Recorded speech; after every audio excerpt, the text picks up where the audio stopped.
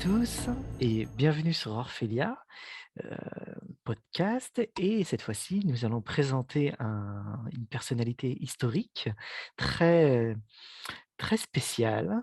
Et j'ai en ma compagnie André Furlan, spécialiste justement de William Blake. Nous allons approfondir les questions de certains tableaux et de mathématiques et de géométrie sacrée. Et je vous présente une autre personnalité incroyable, André Furlan. Est-ce que tu... Bonsoir. Bonsoir à toi. Est-ce que tu peux te présenter un petit peu Et alors, bien sûr, je m'appelle André Furlan, je vis en France après avoir vécu de longues années aux États-Unis. Et puis, j'ai commencé mes études sur William Blake il y a très longtemps. Je les ai poursuivies en Californie, où j'habitais à San Francisco. Je suis rentré en France en 2010 pour des raisons familiales. Alors maintenant, je me trouve dans le sud-ouest, dans la Nouvelle-Aquitaine, à Nérac, dans le Lot-et-Garonne. Voilà. Et puis, ma passion sur Blake et sur l'histoire de l'art, j'ai fait beaucoup de recherches. Alors, ma passion, bien sûr, c'est l'art, la culture en général, bien sûr, mais c'est vrai que j'ai passé de très nombreuses années à étudier, et toujours d'ailleurs, sur William Blake. Voilà. Tu as fondé une association, Oui, Association William Blake, il faut en parler, j'ai hein. j'ai fondé une association, c'est gentil, qui s'appelle l'Association William Blake France, en fait, qui a comme pour vocation d'apporter. On a présenté William Blake, puisque j'avais présenté une première sur un tableau assez rare de Blake en milieu rural, en fait.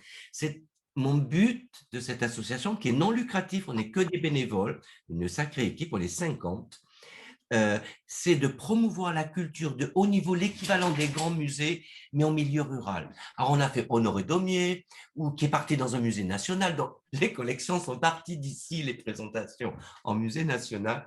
On a fait Alphonse Legros, j'ai fait venir un artiste contemporain, Paul Madonna, que j'aime beaucoup, qui est un artiste très connu aux États-Unis, sur le dessin. Nous avons fait Les Arts Premiers il y a 2 ans. Alors, c'était une immense collection qui arrivait des 4 coins du monde, en Ouais. plein milieu rural. Ça a été un énorme succès aussi. Cette fois-ci, parce que je vais en oublier, cette fois-ci, c'est quelque chose qui me touchait beaucoup.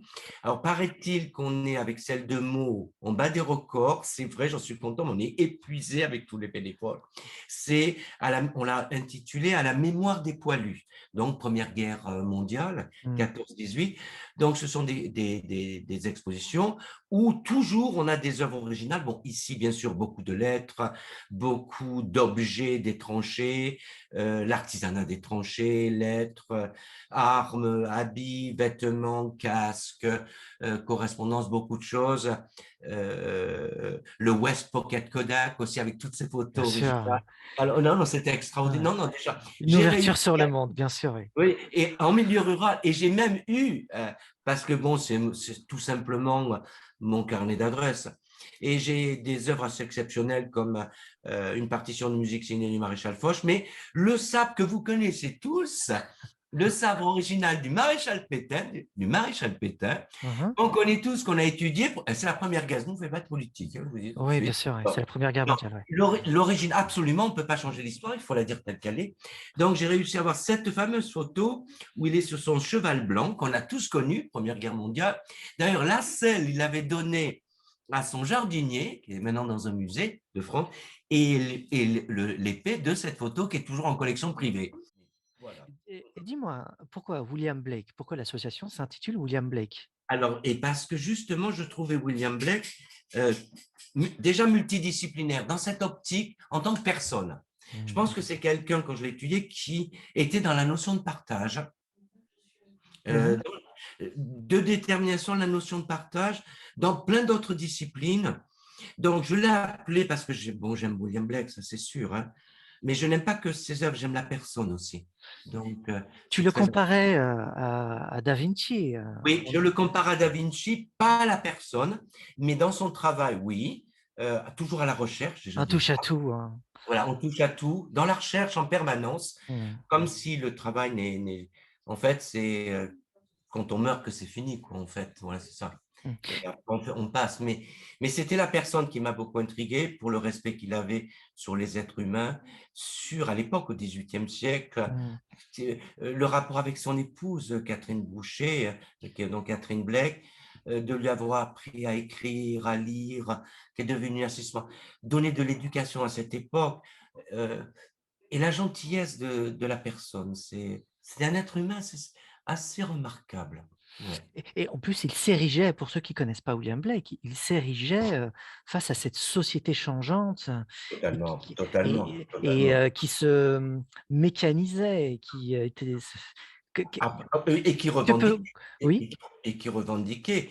Il était contre l'esclavage, il était pour la liberté sexuelle, on va aller jusque-là. Ouais, Heu ouais. il dénonçait les abus, l'industrialisation, un peu comme Charles Dickens, pareil, mais Ouais. avec Charles Dickens au travers de livres pour enfants. D'ailleurs, il a touché la littérature, la poésie par l'enfance, en Mmh. touchant les plus jeunes, en fait, quelque part. C'est un Mmh. peu un point commun.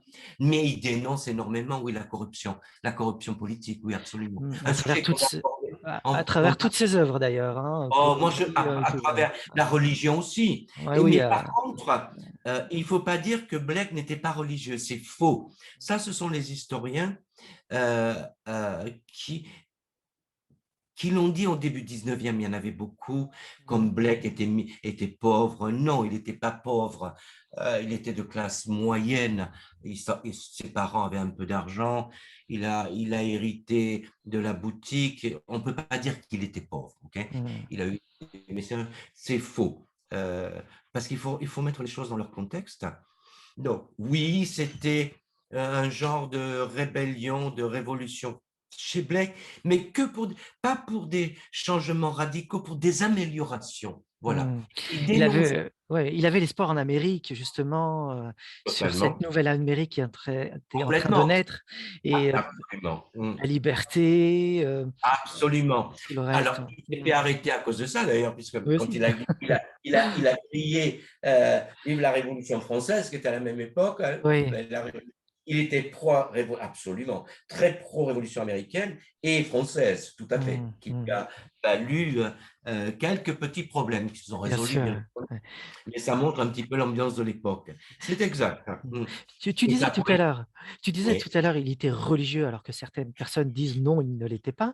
Non, D'autres p oui, j'ai vu souvent des commentaires disant qu'il était aussi gnostique parce qu'il y a une oui, mythologie de William Blake. totalement, totalement, Comment peut-on totalement.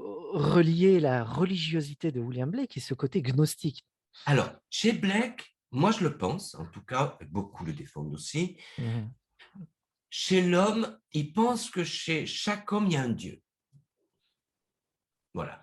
Donc, on a des puissances divines. Chacun, c'est à chacun d'aller les chercher. Ouais.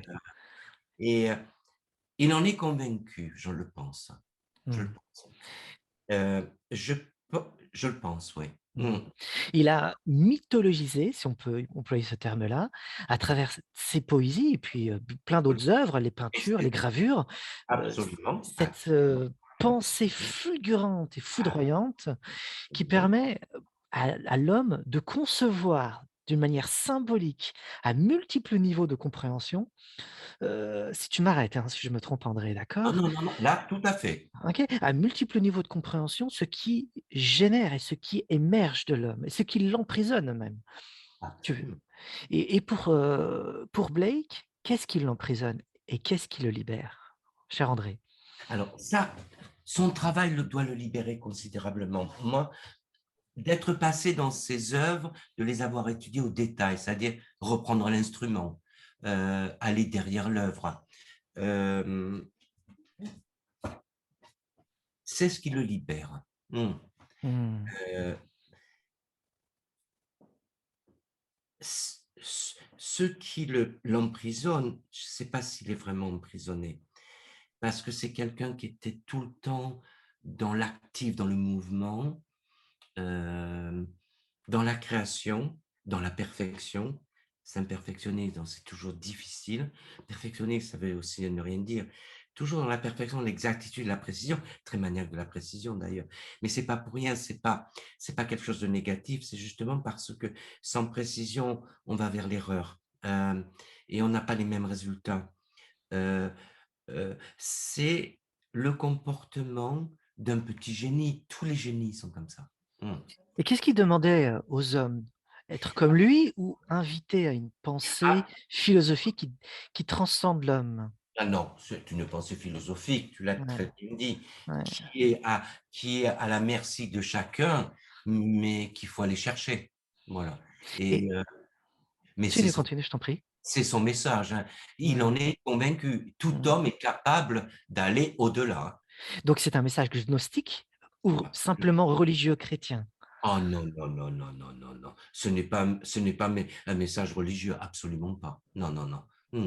Totalement, humain, totalement dans la réalité pour moi, dans il veut qu'on enlève ces centaines d'années d'enchaînement de l'homme, heu et il en est totalement conscient qu'on est imposé de choses, on est canalisé, il faut se libérer de tout cela pour justement, arriver, à des créations, des comportements, des attitudes, une politique, une liberté totalement, belle. Voilà. Mmh.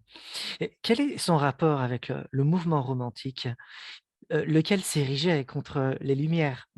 Heu, Oui, quel c'est est son exact. rapport? Heu, c'est Ah, Newton, Descartes, le mouvement Ouais, de il hein, les a qui un peu, ouais, mais il les a, bon, il était pas, bon, il était pas tout à fait d'accord dans ce mécanisme et dans ces doctrines qui ne sont que, hem, pour Blake, hem, pas de la mathématique, mais des formules, et bon, il les a pas toujours partagées, hein, comme vous le savez, comme tu le mmh. sais, Daniel, surtout chez Newton.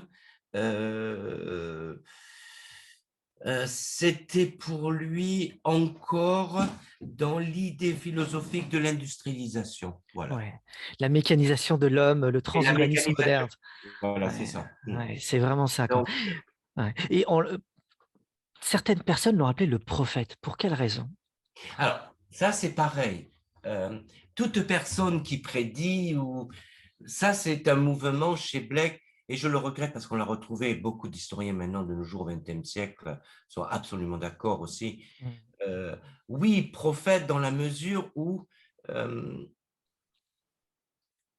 déjà, hem il est visionnaire, donc on le caractérise de prophète, mais c'est parce qu'il a beaucoup de bonnes paroles, mais c'est pas la raison. C'est un prophète parce que il est a il est visionnaire, il est avant-gardiste sur tout ce qu'il a fait. Voilà. Mmh. Il était Dans ce avant-gardiste sens, ouais. dans ce sens-là, sur sa Mmh. période déjà. Mmh. Donc il était prophète, mais c'est pas un prophète religieux. Voilà. Bien sûr, c'est un visionnaire, C'est un comme tous les visionnaire. génies que tu qu'on comparait Voilà, avec Da Vinci, tout ce côté visionnaire.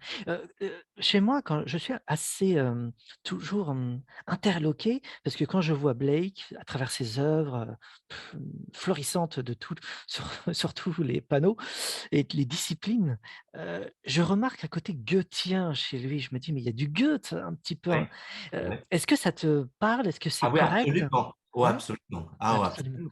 Mmh. Ouais, il y a vraiment du Goethe chez lui, de la beauté, une quête de Ah, complètement. Mmh. une quête de la perfection, même de l'idéalité platonicienne. Vraiment Complètement. ce mmh. Chez Blake, il va puiser ses sources d'ailleurs. Ses sources viennent de là, hein. Ouais, bien sûr, de Platon, des néoplatoniciens, bien Absolument. sûr. Et de toute l'Antiquité, en plus. Ouais, Mmh. ouais, bien sûr. Donc Il érigeait, cette philosophie-là face à une mécanisation du monde et la beauté face à l'industrialisation et tout le reste, bien sûr, bien sûr. Une dernière chose, après on commence avec les tableaux pour que, ceux qui nous regardent puissent mieux connaître William Blake. Hem, à ton avis, s'il était encore en vie, s'il vivait aujourd'hui, que oui. dirait-il de notre situation? Mmh. Alors, c'est intéressant parce que je viens d'avoir ce genre de réponse avec. Il faut faire très attention là. Euh, Il n'y a pas eu beaucoup de changements. Il y a eu des changements, bien entendu. Mais en fait, on est dans le même processus et dans la même méthode, juste améliorée par les couleurs. Mm.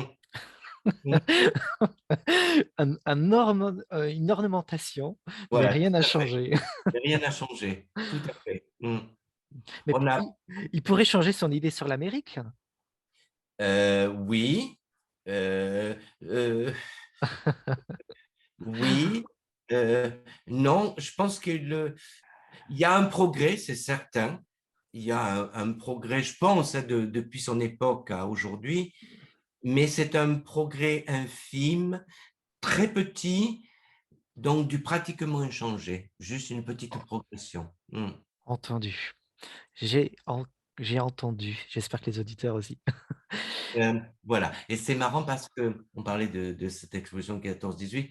Ouais. Moi, je ne fais que répéter ce qu'une grande partie, j'ai du public qui arrive. Ce n'est de tout milieu. J'ai une chance, hein, j'ai beaucoup de public, même à Nérac, qui viennent de Bordeaux, Toulouse. J'en ai eu beaucoup de Biarritz. C'est vraiment, vraiment hein, du beau public. J'ai de la chance. Et quand ils découvrent la guerre de 14, certains la connaissaient pas sur cet angle, bon, on ne sait pas tout non plus, mais Mm. beaucoup me disent, c'est fou parce que il n'y a pas beaucoup de choses qui ont changé. Je l'entends à cette exposition. C'est Mm. pas moi, je dis rien. Il lit, c'est documenté, il y a énormément de matériel, et c'est la même chose. Tiens, il n'y a pas beaucoup de choses qui ont changé. Mm. Alors, bien sûr qu'on n'a pas des gaz, mais on a autre chose. Ouais, bien sûr qu'on n'a pas. euh, ouais, actuellement, il y avait la grippe espagnole. Bien, on a le Covid. Bon, hein, bon mais C'est la sophistication qui a changé. c'est que la sophistication. Mais voilà, Mm. c'est ça. Et en fait, chez Blake, c'est l'être humain qui doit changer. Mm. C'est pas le matérialisme. Si tu avais un poème qui t'est marqué, peut-être, mais si tu avais un poème à conseiller à ceux qui nous regardent de Alors, William Blake, quel est-il? moi, j'aime beaucoup les poèmes du champ d'expérience. Du champ d'expérience, c'est 1789, ok. Les champs d'expérience, je les aime bien. Je les conseille. Vraiment, je les conseille. Les champs d'expérience. Ouais. Et les traductions en français, pour toi, elles se Très valent? bonnes. Il y en Elles a sont de très très bonnes. bonnes. Il y en a Ouais. vraiment de très bonnes. Mm. C'est pas facile, surtout la poésie, surtout chez Blake, surtout dans la façon dont écrit Blake, les mots qu'il utilise, la symbolique, la ponctuation. C'est vraiment très difficile. Mais dans la poésie en général, hein, Ah c'est oui, toutes les difficile. poésies. La Ouais. traduction, Mais on en trouve vraiment de très très bonnes. très bien. Les champs d'expérience. Il y en a conseillé, je conseillerais celle-ci parce que elles sont puissantes, elles sont belles. Elle remet, elle nous remet devant nous comme cet effet de miroir qu'on retrouve très souvent chez Blake. Mm. On arrive par toutes, que ce soit ses tableaux, moi je le pense, hein, que ce soit ses tableaux ou ses écrits, il y a un effet miroir que j'ai vraiment, je pense, qui nous vous remet devant quelque chose et qui vous remet à vous-même et qui vous fait poser des questions. C'est très fort chez Blake, ça. Moi, je Ouais. le trouve partout. Et ça, je le conseille. Ça remet bien les. C'est intéressant. Voilà. D'où un facile, profond. Euh, des fois, une petite question suffit pour tout changer. Ouais. On va La le retrouver. finesse. Ouais. C'est la finesse de l'esprit qui nous C'est la manque, hein. finesse de l'esprit, voilà, tout à Mm. fait. Mm. On va commencer par les tableaux, hein. On est là pour ça. Allez, On a alors. présenté Blake un petit peu. Et puis Par- on va travailler, parce que là, ça va être un gros morceau, on va travailler sur un tableau. Alors, un tableau, alors, c'est un petit peu le génie de Blake, parce Oui. en fait, il faut pas s'attendre. Moi, je dis toujours, c'est pas parce que cet artiste a créé ce style ou ce style qu'il faut s'attendre forcément pour satisfaire son œil, ok? Parce qu'il y a la connaissance, il y a le savoir, il y a l'émotion, Mhm. il y a plein de choses dans un tableau Mhm. si on veut l'approfondir. Donc, c'est intéressant qu'on aborde un tableau ici qui paraît pas le travail en général de Blake, mais en fait, qui est Blake à 800%. Mm. Et ce qui est intéressant, c'est que dans ce tableau-là, qui s'appelle l'Opéra Beggars, The Beggars Opera, alors beaucoup vont pouvoir dire c'est repris, non, non, on va y arriver. Euh, En fait, Blake dissimule en fait comme un testament toutes ses connaissances, toutes ses sensibilités, toutes les disciplines qu'il a utilisées pendant toute sa carrière, insérées dans ce tableau. C'est quand même pas n'importe quoi. Alors, Une avant, synthèse, une grande synthèse, c'est c'est ça, une hein? bonne synthèse. Ah, Alors, bien d'accord. sûr, il a été développé, là, on est sur des milliers de pages, hein, des Ouais. milliers de graphiques, de résultats, d'études, multidisciplines. Alors, c'est là où je dis tout le temps, aujourd'hui, parce que beaucoup d'architectes, entre autres, de mathématiciens, numérologues, constructeurs, on dit il est bâtisseur. Là, aujourd'hui, via ce tableau, par exemple, on peut dire qu'il est non seulement poète, graveur, peintre, visionnaire, prophète, si on veut, mathématicien, constructeur, érudit, musicien, parce qu'il aurait été, comme on le sait, et ça a été défendu par des grands compositeurs, chanteurs, et même à son époque, si Blake avait composé de la musique, il aurait été un des plus grands compositeurs au monde. On sait pourquoi, c'est documenté pendant sa vie, Mmh. mais sur cette œuvre-là, nous allons avoir aussi de la musique. Il a il a inscrit dans cette synthèse sa musique qu'il n'a jamais faite de sa vie, hein? C'est-à-dire il l'a jamais Jamais. écrit, Et il ouais, a, mais par contre, maîtrisé, ouais, parce qu'il n'a pas eu le temps, bien ok? sûr, ouais, On ouais, ne sait pas. En fait, il était un chanteur, une mémoire extraordinaire, une voix extraordinaire. Il a étonné des compositeurs et des musiciens à l'époque, hein. ouais. Il aurait été, et d'ailleurs, sa poésie est utilisée pour la musique aussi, elle est très Bien musicale. sûr, elle est Mais musicale, elle est très, aller très jusque dans une œuvre où elle inclut aussi en gros, une partition musicale cachée et codée, ouais, c'est extraordinaire. bien sûr. Et oui, ça ressemble bien à Blake parce que ça correspond à l'homme qu'il est. On va montrer le tableau si tu veux bien. Tu Alors, me je veux bien. Alors, alors, c'est un un petit tableau. Alors, il s'appelle le Begart Opera, qui est l'opéra du Goethe, en fait, qui est l'opéra, qui est un opéra qui a commencé au début du XVIIIe siècle et qui est toujours l'opéra le plus fameux de l'histoire anglaise, qui a eu un succès énorme, qui est pris et repris dans des pièces de théâtre, des films, et j'en passe, et qui est en fait un opéra qui est une balade opéra qui est une caricature sur la corruption, beau sujet pour Blake, sur la corruption de toutes les classes sociales, hein, toutes confondues. Chez c'est bien Blake, lui, hein? voilà. Ouais, Voilà. Donc, ce tableau existait par un jeune peintre à l'époque qui ouais. s'appelait Hogarth. Donc ça, on est au début du XVIIIe siècle, donc aux alentours de 1720-1730. Et Blake reprend ce tableau d'Hogarth. Alors, Ah grand oui. mystère pendant plus d'un siècle, grand mystère. Pourquoi a-t-il travaillé? Très documenté. Pourquoi Blake a passé autant d'années à travailler sur le sujet? Mmh. Et je m'y suis penché dessus. Et la chance qu'on a découvert cette œuvre, l'original. Ah oui. C'est le Alors, Sandro, hein, c'est bien ça, hein? bon, c'est celle de Sandro, oui, qui a le nom Sandro. Ouais. Je vais la passer. Alors, c'est une œuvre exactement qui est ici, alors, qui est composée de trois parties. Voilà, tu l'as à l'écran? Tu la vois bien? Moi, je ne l'ai pas à l'écran. Mmh. Oui, ah non, c'est pas celle-ci. C'est pas C'est, celle-ci, ça c'est la Sandro, celle-là, hein? pardon, je t'ai dit la Sandro. Alors, autant pour moi, pardon, c'est C'est rien. celle qui est, la référence s'appelle Mancrops, oui, Ah, c'est le retourne. Minecraft. On y Voilà. va. Alors là, elle est présentée ouverte. Il faudra je vais expliquer ce que ça veut dire ouvert. Bien Alors voilà, sûr. c'est un tableau qui incorpore, il y a trois éléments importants, en fait quatre. Alors il y a beaucoup de nombres sacrés, de numéros. Bon, on va en venir plus tard tout à l'heure sur la mathématique. Tout est composé aussi de numérologie très spéciale. Mmh. Donc c'est un encadrement qui sert de boîte, un encadrement de boîte, une gravure originale, plus un manuscrit. Ce manuscrit, qui a une clé, qui est incrustée, qui est construite derrière le tableau, à savoir qu'au monde, alors très visionnaire, alors tout est bien d'époque, tout est bien écrit, alors le manuscrit qui est en bas, écrit de la main de Blake, on va en discuter tout à l'heure, assez complexe. C'est Donc, celle-ci. oui, Je peux zoomer, hein, je peux agrandir. oui. Voilà, on va le Alors, faire. cette clé est dans un tiroir, c'est toute une construction architecturale incorporée dans le tableau. Alors, ça a un aspect biblique, on va en venir, parce qu'il y a des significations, des codes avec tout ça. Bien Mmh. sûr, il faut aller les chercher, les trouver, les expliquer, et que ça ne soit pas que théorie ou conclusion, absolument pas. Il Mmh. faut toujours étudier Blake, étudier les circonstances, parce que il a utilisé aussi beaucoup la Bible, Blake, pour ses références et ses œuvres. Il ne faut pas Mmh. l'oublier. Donc, on a une œuvre ici, on n'en connaît aucune au monde. Alors, très avant-gardiste, dans un concept, en fait, d'un encadrement en bois doré, fait par Blake, fait par Blake. Mmh. Il en était totalement capable.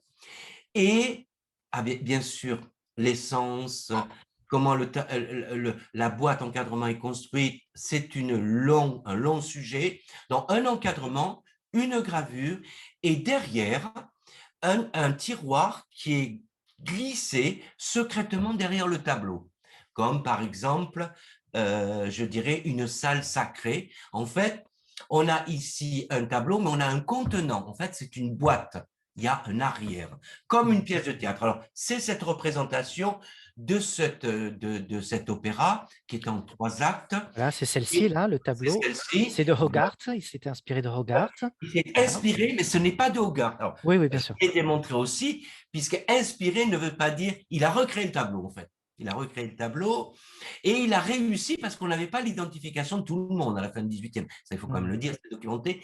Il a réussi à identifier tout le monde et cette scène-là, c'est le seul moment d'ailleurs de l'opéra, qui est en 3 actes, où tous les participants, tous les acteurs et l'audience. Alors, il ne faut pas oublier que c'est au théâtre de Lyon, à l'opéra. Il y a un public qui est devant vous. Vous êtes comme le public. Les personnes qui sont à droite et à gauche du tableau sont des aristocrates qui ont le privilège d'être sur scène pendant la performance. Mmh.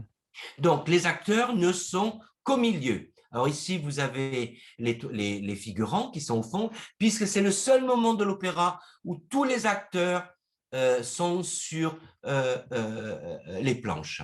Mmh. Et Polly, qui implore bien sûr son père, qui est avocat, puisque Maquille va être condamnée, puisqu'elle a été mariée à plusieurs femmes. Donc l'opéra se termine très très bien, puisque c'est le gueux qui dit que pourquoi c'est la corruption à l'époque de tout le monde. On sait que toutes les personnalités politiques pratiquement de l'époque qui prêchaient la bonne parole avaient des maîtresses, trompées, détournées de l'argent, en Mmh. fait jusqu'au premier ministre Walpole de la première époque. Donc si vous voulez, c'est la dénonciation pour Blake et de remettre ce tableau historique qui fait depuis 100 ans, qui est toujours la même chose, à l'époque du début du 18e jusqu'à la fin du 18e, et il profite de l'idée générale, c'est de remettre historiquement, parce que Blake, il ne faut pas l'oublier, est très patriotique et fier de sa culture et de son pays. Mmh. Il dénonce d'ailleurs Hogarth, il ne faut pas l'oublier, que ce n'est pas un si grand maître que ça. Je sais que ça ne plaît pas. La même chose que Reynolds, quand il était à la Royal Academy et il prenait des stages, des formations, enfin, il allait à des cours. Il a dit à Reynolds, quand Reynolds a pointé, vous voyez ici à la Royal Academy, c'est une œuvre de maître, Blake a répondu, si vous considérez que c'est une œuvre de maître, vous y connaissez rien en art. Mmh. Et il s'est révélé que Blake avait raison. C'était un faux et de très mauvais goût. Ouais. Et c'était Reynolds, le grand peintre et conservateur du musée de la Royal Academy. C'est très drôle. C'est des petites anecdotes, mais ça parle bien de Blake. Donc, il défend aussi ses origines, sa tradition, ses artistes, sa culture, malgré et envers tout. Et tu disais que le tableau avec, le petit, Tu vois? tiroir qui s'ouvre Oui, et qui était caché, donc oui, durant des siècles, hein, il faut le dire oui, quand même. oui. 200 ans. 200 ans, personne ne l'avait vu jusqu'un jour, Oui, quelqu'un le découvre, tu vas nous en parler un peu plus. Ce tableau-là, c'est une dénonciation bien sûr de, comme tu l'as très, très bien dit, de l'hypocrisie, la corruption et d'une mise en scène, une théâtralisation, moi je dirais symbolique du monde et de l'être absolument. humain intérieur. Ce que Absolument. Absolument, sommes. absolument, C'est ce que absolument. nous sommes. Quand tu parles comme ça, je vois ce que nous sommes et ce que nous ne faisons pas et je vois la théâtralisation du monde et quelle est la signification de ce petit crochet qui se Alors voilà, déroule ça va avec, bien plus loin. avec les scènes? En plus, quand je vais repasser le tableau, hein, si Oui, on regarde bien les détails, parce que William Blake, c'est dans les détails, le et tout, diable se ouais, cache dans les détails et on remarque plein de petits détails et je vais, repasser l'image. OK, oui, la voici. Et lorsqu'on fait attention, ici, il y a un diable. On oui, se et à gauche demande: aussi, «Qu'est-ce qu'il fait là?» Il y en a un autre qui est à gauche, positionné ouais. là. Ces femmes en train de discuter entre elles et si on Mmh. remarque bien, il y a un discours des positions et du comportement, hem Absolument. et ces 2 femmes, ce sont les 2 femmes agenouillées, les hommes sont debout. Là-bas, il semble avoir une lutte, une guerre. On a l'impression qu'il y a une prison derrière. C'est On se exact, hein, Et là, c'est il y a une porte d'entrée ou de sortie. On dirait c'est que c'est une exact, géole et le oui, Blake parle souvent de ça dans ses poèmes absolument. et peux-tu nous en dire plus? Oh, ça va beaucoup plus loin, beaucoup plus loin. Oui. C'est très intéressant, Daniel. En fait, ici, il va se baser sur toute la construction. Je peux y aller. Oui, oui, vas-y, je t'en prie, vas-y. Alors, il y en aurait pour plusieurs heures parce qu'il faut marquer, il faut montrer les plans, Bien il faut sûr, bien sûr. les perspectives, les Alors, mathématiques sacrées que j'ai trouvées dedans, oui, ni plus oui, on ni va on moins. va on va les faire, On hein. va y arriver. Voilà. Et en fait, il se base sur le temple de Salomon. Déjà. D'accord, OK, entendu. Il va chercher, il va chercher ses sources très très loin. En fait, la pièce sacrée où les moines sacrés avaient les clés, d'ailleurs, il faut savoir d'abord que le manuscrit en anglais s'appelle key, une clé. Ah, d'accord. Il vous faut une clé qui s'y trouve, qu'il a faite de sa propre main. Mais l'analyse avec les grands, vraiment les grands spécialistes, on a tout étudié. La clé de bronze qui est là, et Celle-ci là? la petite qui va, non, alors on va trouver des clés sur l'image. La Ouais. petite clé secrète qui est fixe, qui est attachée au manuscrit. C'est une petite clé. Il y a la main, là, on ne la voit pas, mais je vous ai fait le plan. Vous avez une Voilà, photo du plan. voilà. Il y a la main, il y a une petite clé qui est juste ici, Non, c'est voilà, c'est elle-ci. Voilà voilà, celle-ci. je vois. Cette clé que ne voit absolument pas quand le tableau est fermé. Mmh. D'ailleurs, ce tableau était réservé, à savoir qu'il n'en existe qu'un. Ça ne peut pas, il ne peut pas y en avoir deux. J'explique plus tard, c'est très long. Ce serait impossible d'en refaire, ou alors il retravaille 10 ans de plus. OK? Mmh. C'est pas l'idée de Blake.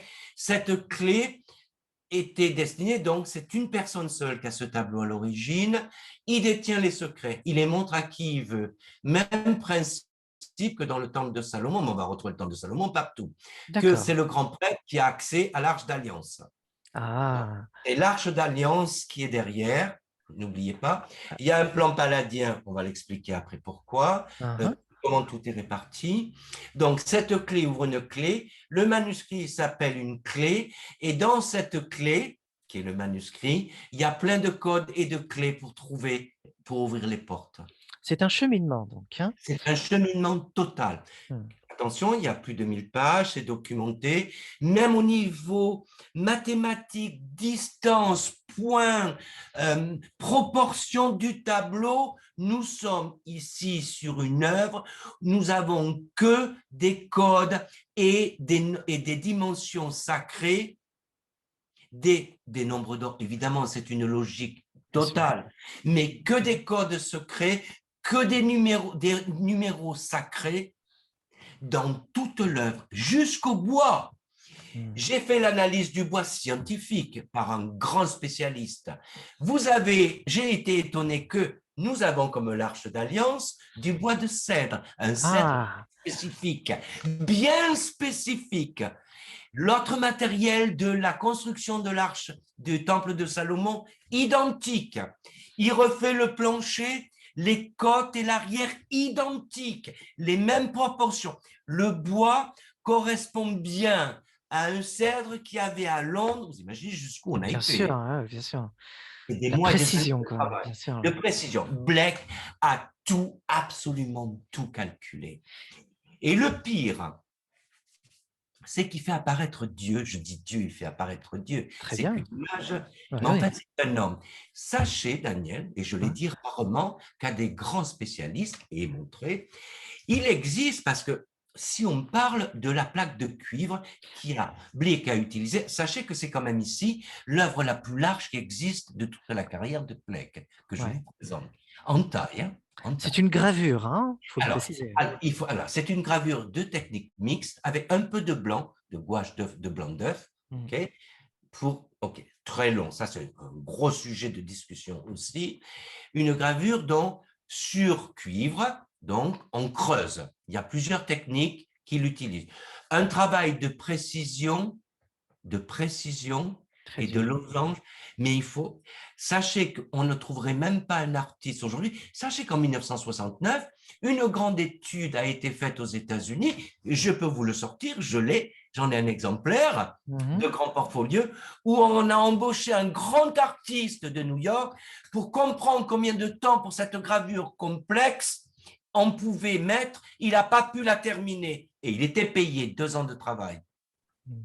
J'en ai un tirage. Ouais. Et le Et donc, porte et donc, tu disais, il a placé Dieu dans son tableau, c'est Alors, ça? c'est la seule, parce que où je voulais en venir, Daniel, c'est que la plaque de cuivre, après, c'est vendu à un éditeur, en a fait des tirages, mais c'est une plaque de cuivre extrêmement fragile. Les choses se sont abîmées. On ne peut pas en faire 36 000 tirages. Ouais, Je parle que de la gravure, bien pas de sûr. l'œuvre finale, parce qu'ici, nous avons l'œuvre finale. C'est pas D'accord. pareil. Mm. La seule au monde qui existe, Daniel, je Mhm. les ai toutes faites aux 4 coins de la planète, toutes examinées personnellement. J'ai bien dit toutes. Mm. La seule où il y a un personnage de plus, c'est celle que je vous ai présentée. Ouais. Et il faut que et c'est très difficile à le voir, mais quand on a réalisé la 3 dimensions d'après les balles réelles, avec le plus grand professionnel, responsable, sérieux et connu, à côté du Canada, même lui en tant que scientifique, il a fait, comme je vous l'ai dit tout à l'heure, quand on Mm. a échangé avant le tournage, il l'a dit ouvertement en public au grand professeur récemment, si j'avais pas connu André, j'aurais continué sur ma lancée en disant c'est impossible ce que tu dis. Quand j'ai mis en 3D, je m'en souviens comme si c'était hier, il m'a rappelé du Canada, c'est du jamais vu au monde. Pour être clair, Pour je vais remonter le tableau, hein. je continue. C'est-à-dire que le tableau en question, qui est cette gravure, Oui, a une projection en 3D absolument, qu'on que ne, j'ai qu'on réalisé. ne Oui, peut pas voir au premier abord, mais oui, lorsqu'on s'y penche d'une autre manière, sur un autre angle, on oui, s'aperçoit que le tableau dégage une une image en 3D, 3D. Et c'est absolument, une grande révolution dans l'histoire de la pensée et de l'histoire de l'art, parce que la 3D est absolument, née au XXe siècle, tout avec à fait. Gabor, bien sûr, et, et donc, c'est l'image de Dieu, cette 3D, c'est bien ça? Oh, ça va beaucoup plus loin même, ça va même beaucoup. Parce que tu as invité à dire déjà que le tableau représentait Euh, le temple de Salomon, ce qui ouais, invite déjà à penser aux francs-maçons, à la absolument. franc-maçonnerie. Alors, Ensuite, la codification invite à penser toute une codification alors, franc-maçonnique. Donc, ouais. dès que tu me parles de cette manière-là, j'entends les francs-maçons, hein. Alors, je les ai Noble, hein, entendus d'une bonne aussi. manière. Oui, oui. Voilà. Alors, je les ai beaucoup entendus, puisque, comme tu le sais, Daniel, bon, je ne suis, alors, Blake n'était pas franc-maçon. Tout le Mhm. monde a voulu s'accaparer, j'exagère. Non, non, c'est pas exagéré, c'est la vérité. Il était franc-maçon. Non, il côtoyait beaucoup de francs-maçons, bien sûr, à cette époque, fin Mhm. 18e. Il y en a qui étaient très connus. Jamais. Et je vais vous dire quelque chose, Daniel. Je vais te dire quelque chose. Ça aurait été à l'encontre de la philosophie de Blake. Ça ne plaît pas, Ouais. mais c'est comme ça. Mhm. Alors, bien sûr, vu les connaissances qu'il a, je côtoie des francs-maçons, j'ai côtoyé des francs-maçons, comme Blake l'a fait, comme tout le monde le fait, je ne suis pas Mhm. exclusif, personne n'est exclusif. C'est sûr qu'ils le représentent bien dans leur loge. Vous voyez, Mhm. divulguer les sciences de Blake, ils n'aiment pas trop. Ouais. Et donc, la petite clé La la petite petite clé. clé, cette petite clé n'est-elle pas en connexion avec cette image en 3D, cette révélation? Oh, Mais alors, il oui, parle souvent et de révélation, Blake, en plus, elle hein. est positionnée, elle est bien positionnée aussi. Ouais, Parce que tout n'est pas fait n'importe comment, mais pas, elle est même, ouais, je vous dis comme ça, grosso modo. Si elle n'est pas au milieu, c'est qu'il y a des raisons. d'accord. Si elle est un peu plus à gauche, que les points de fuite sont là, c'est qu'il y a des raisons. On va aller voir justement Alors, toutes ces lignes de géométrie sacrée. alors, alors on va aller sur les. Alors, je voulais, c'est celle-ci que vous avez. On va y aller. OK? Ah OK, C'est je vais la celle-ci, prendre. c'est OK, cette image-là. ouais, je la vois. Voilà. La voici. Alors, ça, c'est assez extraordinaire parce que alors, les mathématiques, je dirais les perspectives, les points de fuite, évidemment, sur le tableau d'Hogarth n'existent pas, les Ouais, comparaisons. En fait, je vais dire, bon, je ne me cache pas qu'un jour, j'avais discuté avec, c'était le numéro au monde, c'est le docteur professeur Ronald Paulson, qui est américain, qui est le grand spécialiste d'Hogarth. J'ai eu pas mal d'échanges avec lui, et j'en passe. Me disait André, moi, je lui disais, bon, il faut toujours parler d'Hogarth, ça m'embête. Ceci me dit, personnellement, je prends les propos de Ronald Posan, un homme que je respecte, grand historien, chercheur, écrivain, me dit, moi, personnellement, j'en parlerai pas parce que le travail de Blake est tellement incomparable et on ne peut pas comparer avec quelque chose. Absolument. Mais le problème, c'est que dans les états d'esprit, on pense que c'est une reproduction du tableau, et je parle que de la gravure. oui, bien Mais sûr. pas du tout, du tout, du tout. Les visages sont pas les mêmes, les perruques sont pas les mêmes. Et on peut expliquer pourquoi. Les positions des personnages, quand on fait une reproduction, on respecte le tableau d'origine. C'est Mmh, pas le cas. Vous voyez, c'est des choses simples. ouais. Et en plus, il y a un personnage de plus, tellement bien fait, tellement caché, que beaucoup ne le voient pas, et pourtant il y est. Et bien. Hum. Ceci dit, qui n'existe pas dans la peinture. Alors, comment Blake. Alors, c'est un travail de fou, parce que, Ouais. en fait, dans l'idée de Blake, c'est de tout corriger, utiliser toutes les sciences et les connaissances que le monde a créées depuis l'Antiquité, cachées ou non, de les utiliser et en fait d'utiliser une œuvre où seuls ceux qui en ont déjà la connaissance vont pouvoir le voir. Oui, donc ça parle à des initiés. C'est une connaissance Ça parle à des d'initiés, là. initiés. Mais Ouais. de quel Ouais. genre d'initiés? Donc si on est par Alors, la franc-maçonnerie, c'est ah, des mystiques, ah, c'est des ah, éveillés, c'est des des éveillés. visionnaires? Ouais. Ah, Des des éveillés. visionnaires, des éveillés, tout à fait. Comme lui, il est persuadé qu'ils existent. Hein. On est avec Dan Et Brown, hein, avec, ce ah, côté de ok. éveillé qui transmet la connaissance à un autre éveillé. On a un peu ce côté-là. Absolument. Et pour perpétuer, il corrige, il fait son devoir, comme Ouais. tout compagnon d'ailleurs, Mmh.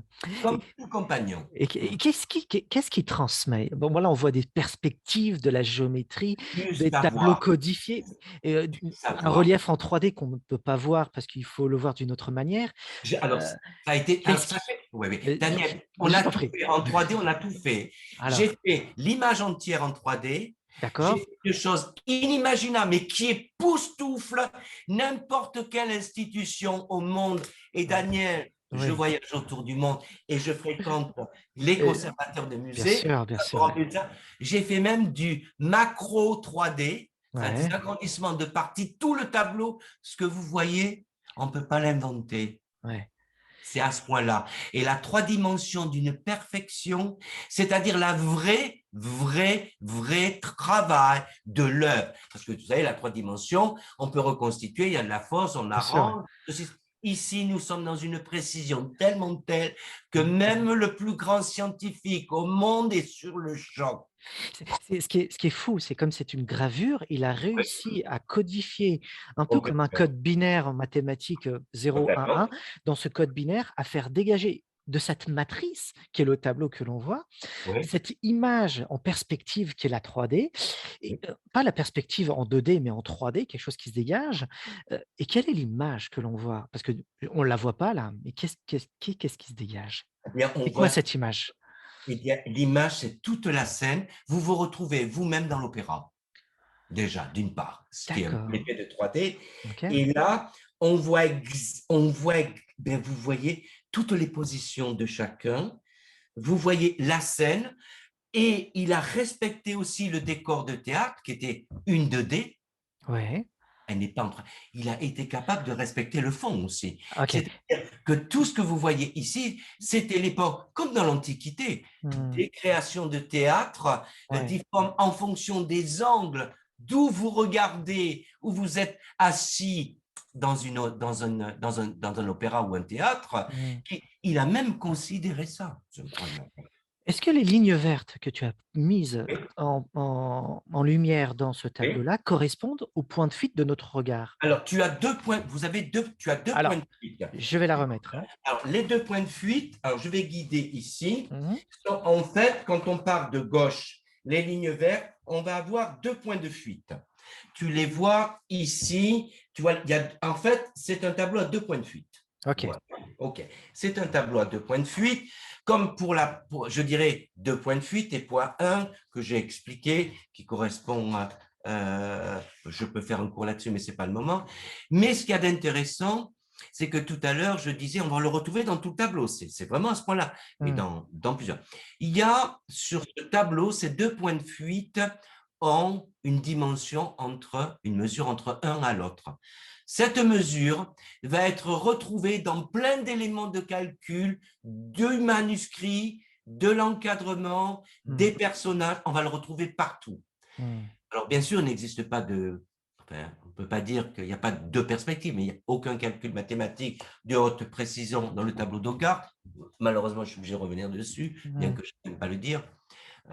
Donc, ici, il replace tout. Point, deux points de fuite.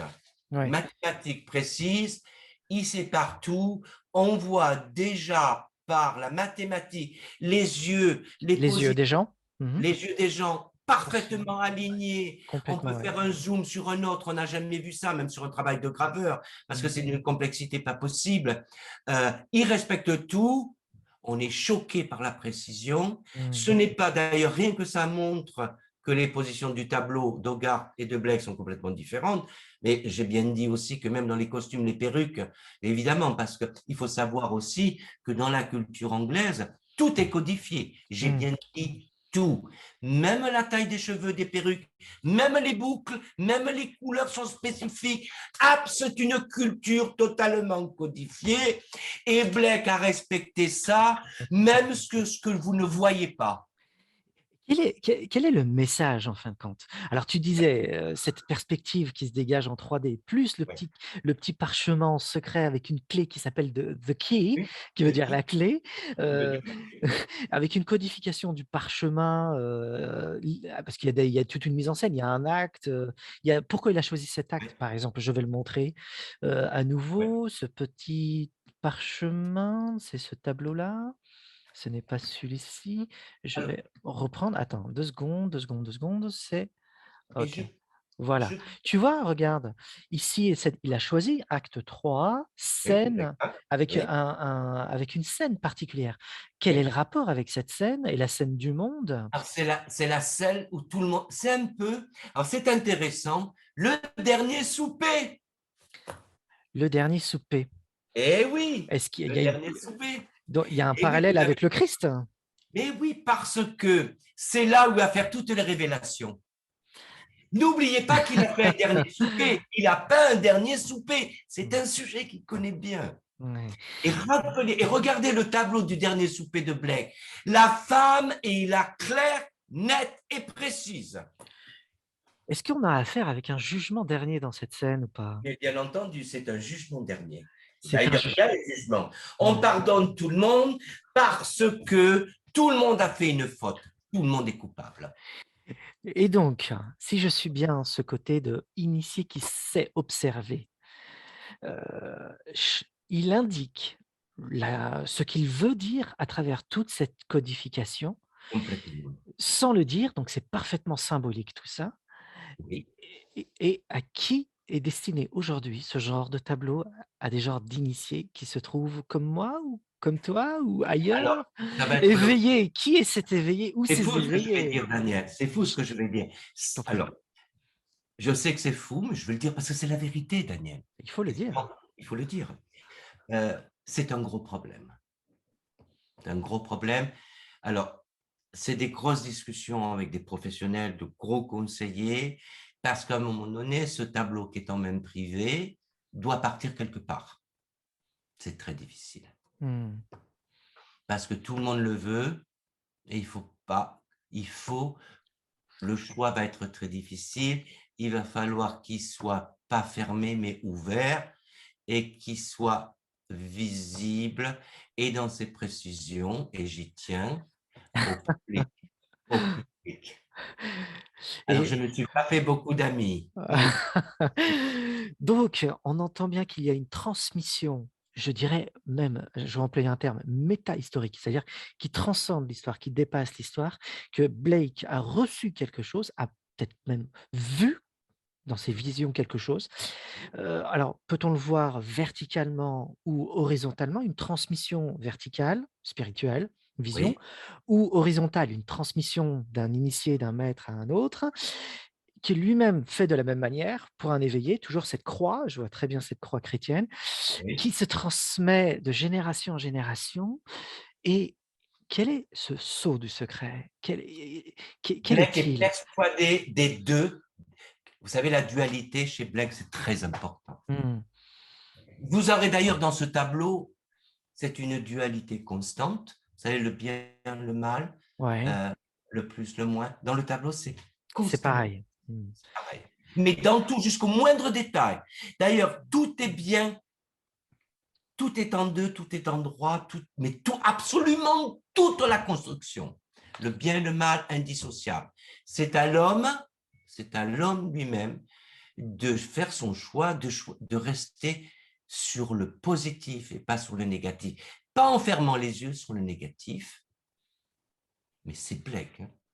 C'est si vous voulez atteindre la spiritualité ou la connaissance la plus profonde, c'est de gérer les deux côtés. Qui juge-t-on Il ici? juge Pas personne. hist Alors, Makit, Hein, Makit. Alors, c'est Makit qui a marié, évidemment, ces deux jeunes femmes. Une, c'est la fille du joaillier, du gardien de prison, l'autre de l'avocat. Et en fait, il va être gracié, puisque, bon, c'est le gueux, hein, c'est l'opéra, en fait. Pourquoi juger? C'est une satire, c'est une caricature sur la corruption anglaise qui est assez fabuleuse, d'ailleurs. Pourquoi juger? Parce il va être emprisonné. Pourquoi juger quelqu'un alors que tout le monde dans l'audience et partout est coupable? Voilà. Donc évidemment, il est acquitté. C'est le coup de théâtre de l'opéra. ah, bien sûr. Le jour du jugement, c'est Voilà. vraiment une vision très gnostique de l'être humain. Complètement. Et Complètement. la clé, alors si je pourrais employer les termes de cette manière-là, hein, la clé se trouve dans l'œil de l'observateur. Et celui qui sait observer comprend la scène du monde, lui-même, la personne qui observe, est mise en scène dans ce côté perspective, comme tu nous l'as dit tout à l'heure. Il est Oui, intégré, il participe, il est co-participatif complètement. à l'œuvre. Et c'est ce que Blake mettait en scène, et ça, c'est impressionnant déjà. On n'est pas en dehors de la scène, on est dedans.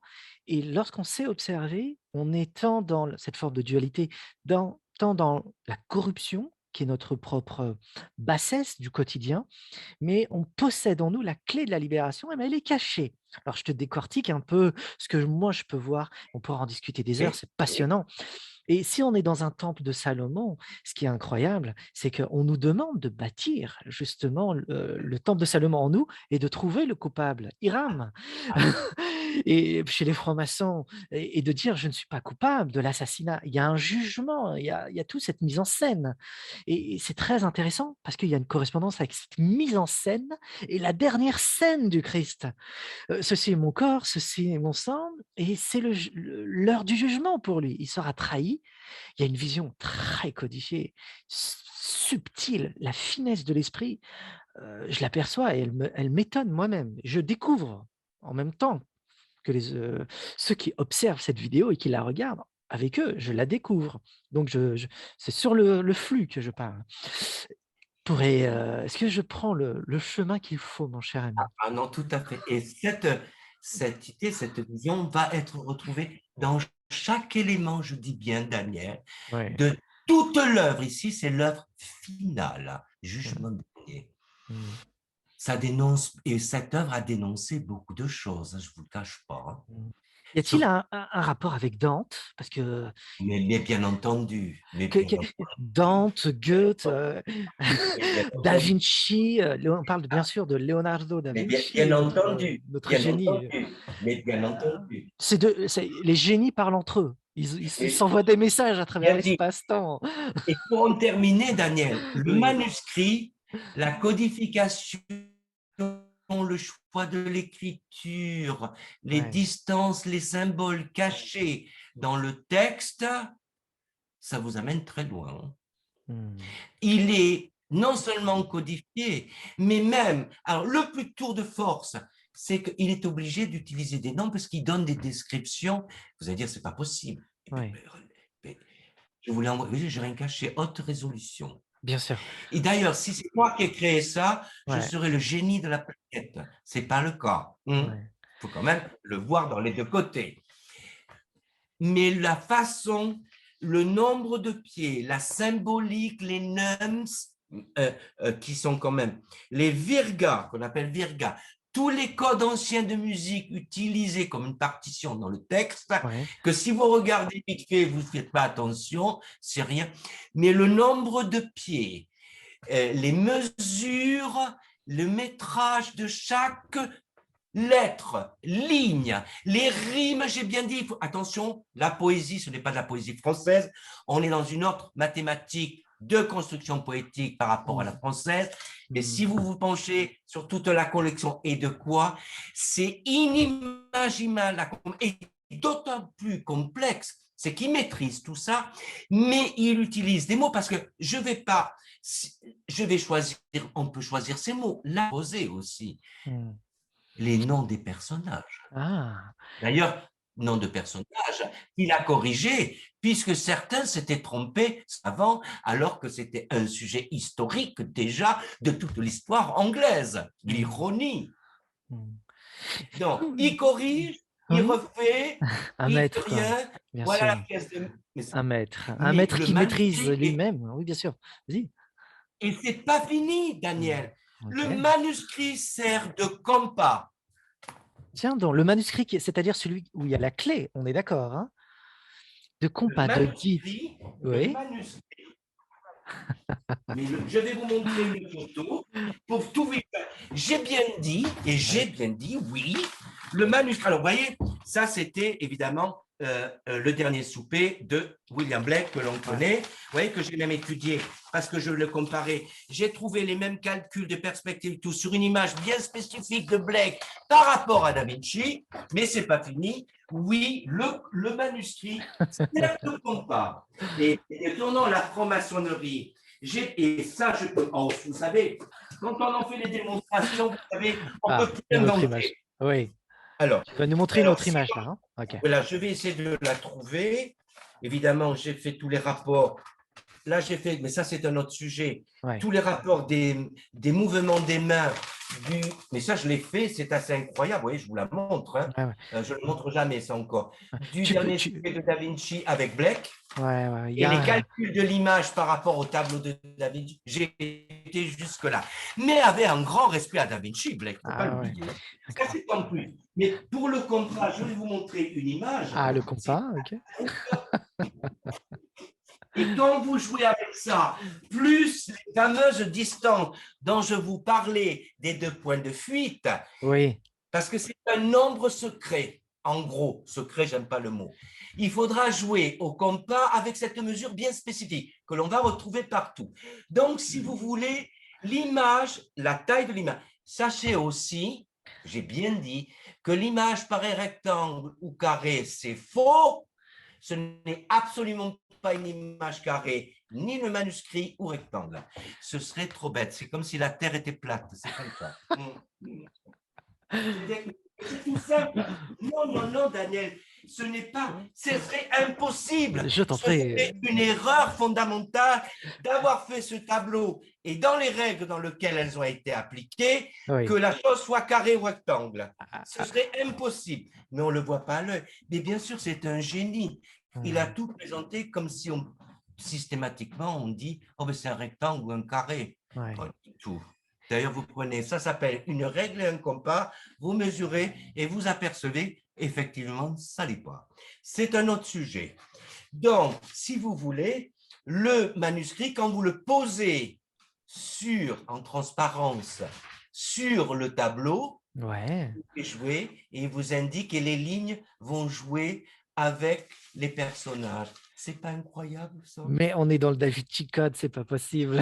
Je En je plus, vous c'est même pas un roman, quoi. C'est réellement un ah non, non, tableau non, de non, non. William Oh Blake. non, et puis vous savez, je peux vous dire tous les noms des Ouais, personnages mondiaux que j'ai derrière moi quand je ouais. les ai approchés. Bien Ça a sûr, bien été sûr, bien sûr. Ouais, c'est un travail moi, sérieux, bien sûr. un travail sérieux, oui, oui, et puis Mm, c'est de longue haleine. mm. On est, oui, oui, Bien sûr, des c'est années de travail, bien sûr, pour des années de travail. observer. Mm. Pour Je comprends observer, bien. comprendre, calculer, ben, c'est plein de choses. Vous Mm, savez, rien que la 3D, quand on a travaillé avec Jacques Côté, c'était une année de boulot. Ben, lui, ça mm, va vite, hein. Bon, ça a été rapide, hein. mm, Mais moi, je voulais aller beaucoup plus loin. Je voulais approcher d'autres sujets qui sortaient pas de l'imagination. Attention, hein, pas des théories ou des trucs comme mm. ça. Ce qui sort du tableau, hein. Bien sûr, bien sûr, bien sûr. D'ailleurs, on ne peut. Voilà, tout ça. Tout ce langage s'appelle l'hermétisme, on est d'accord. Complètement, complètement. Ouais. Il connaissait parfaitement l'hermétisme, le corpus hermeticum, Hermès Trismégiste et tout ça, donc. C'est incroyable. Absolument, Daniel. Et donc, il faisait partie, si on peut dire, d'une lignée d'hermétistes qui cherchaient à codifier un secret transmis et reçu du ciel, et qu'il désirait transmettre à d'autres personnes, aux Oui. éveillés. Oui.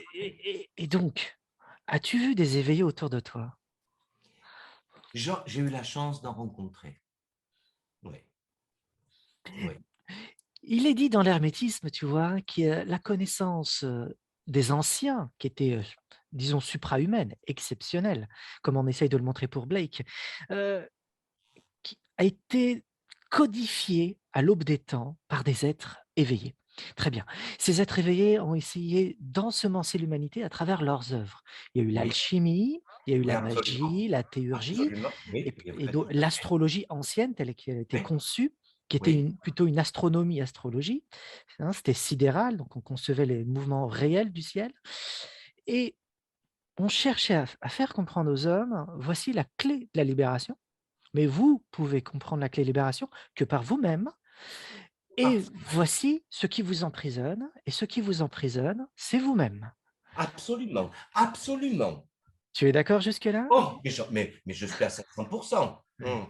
Donc cette transmission qui vient de l'aube des temps, qui est immortelle et éternelle puisqu'elle ne cesse de venir et d'advenir à travers le temps, heu, on a une œuvre hermétique, hermétiste, à la manière de Da Vinci, si on peut le concevoir de cette manière-là. D'autant plus qu'on parlait de Goethe, lui-même participait à cette œuvre-là et cette mise en œuvre de l'humanité.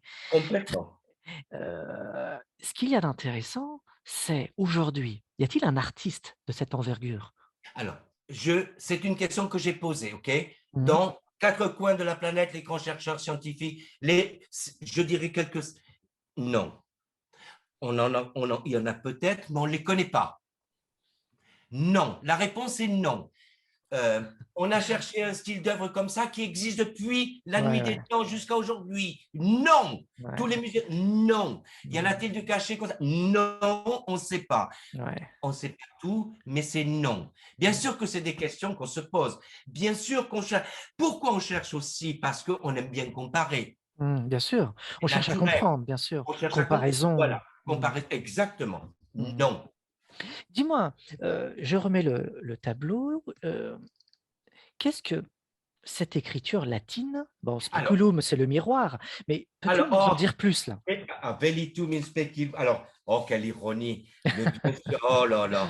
Oh là, non, parce qu'il y a beaucoup de choses qu'on pourrait parler sur cette œuvre, Ouais, mais approfondies, qui ne sont pas superficielles, absolument pas superficielles. Alors, bien sûr, oh, ça m'a toujours plu parce que Veluti in speculum, c'est du latin, bien bien entendu. sûr, oui. Alors,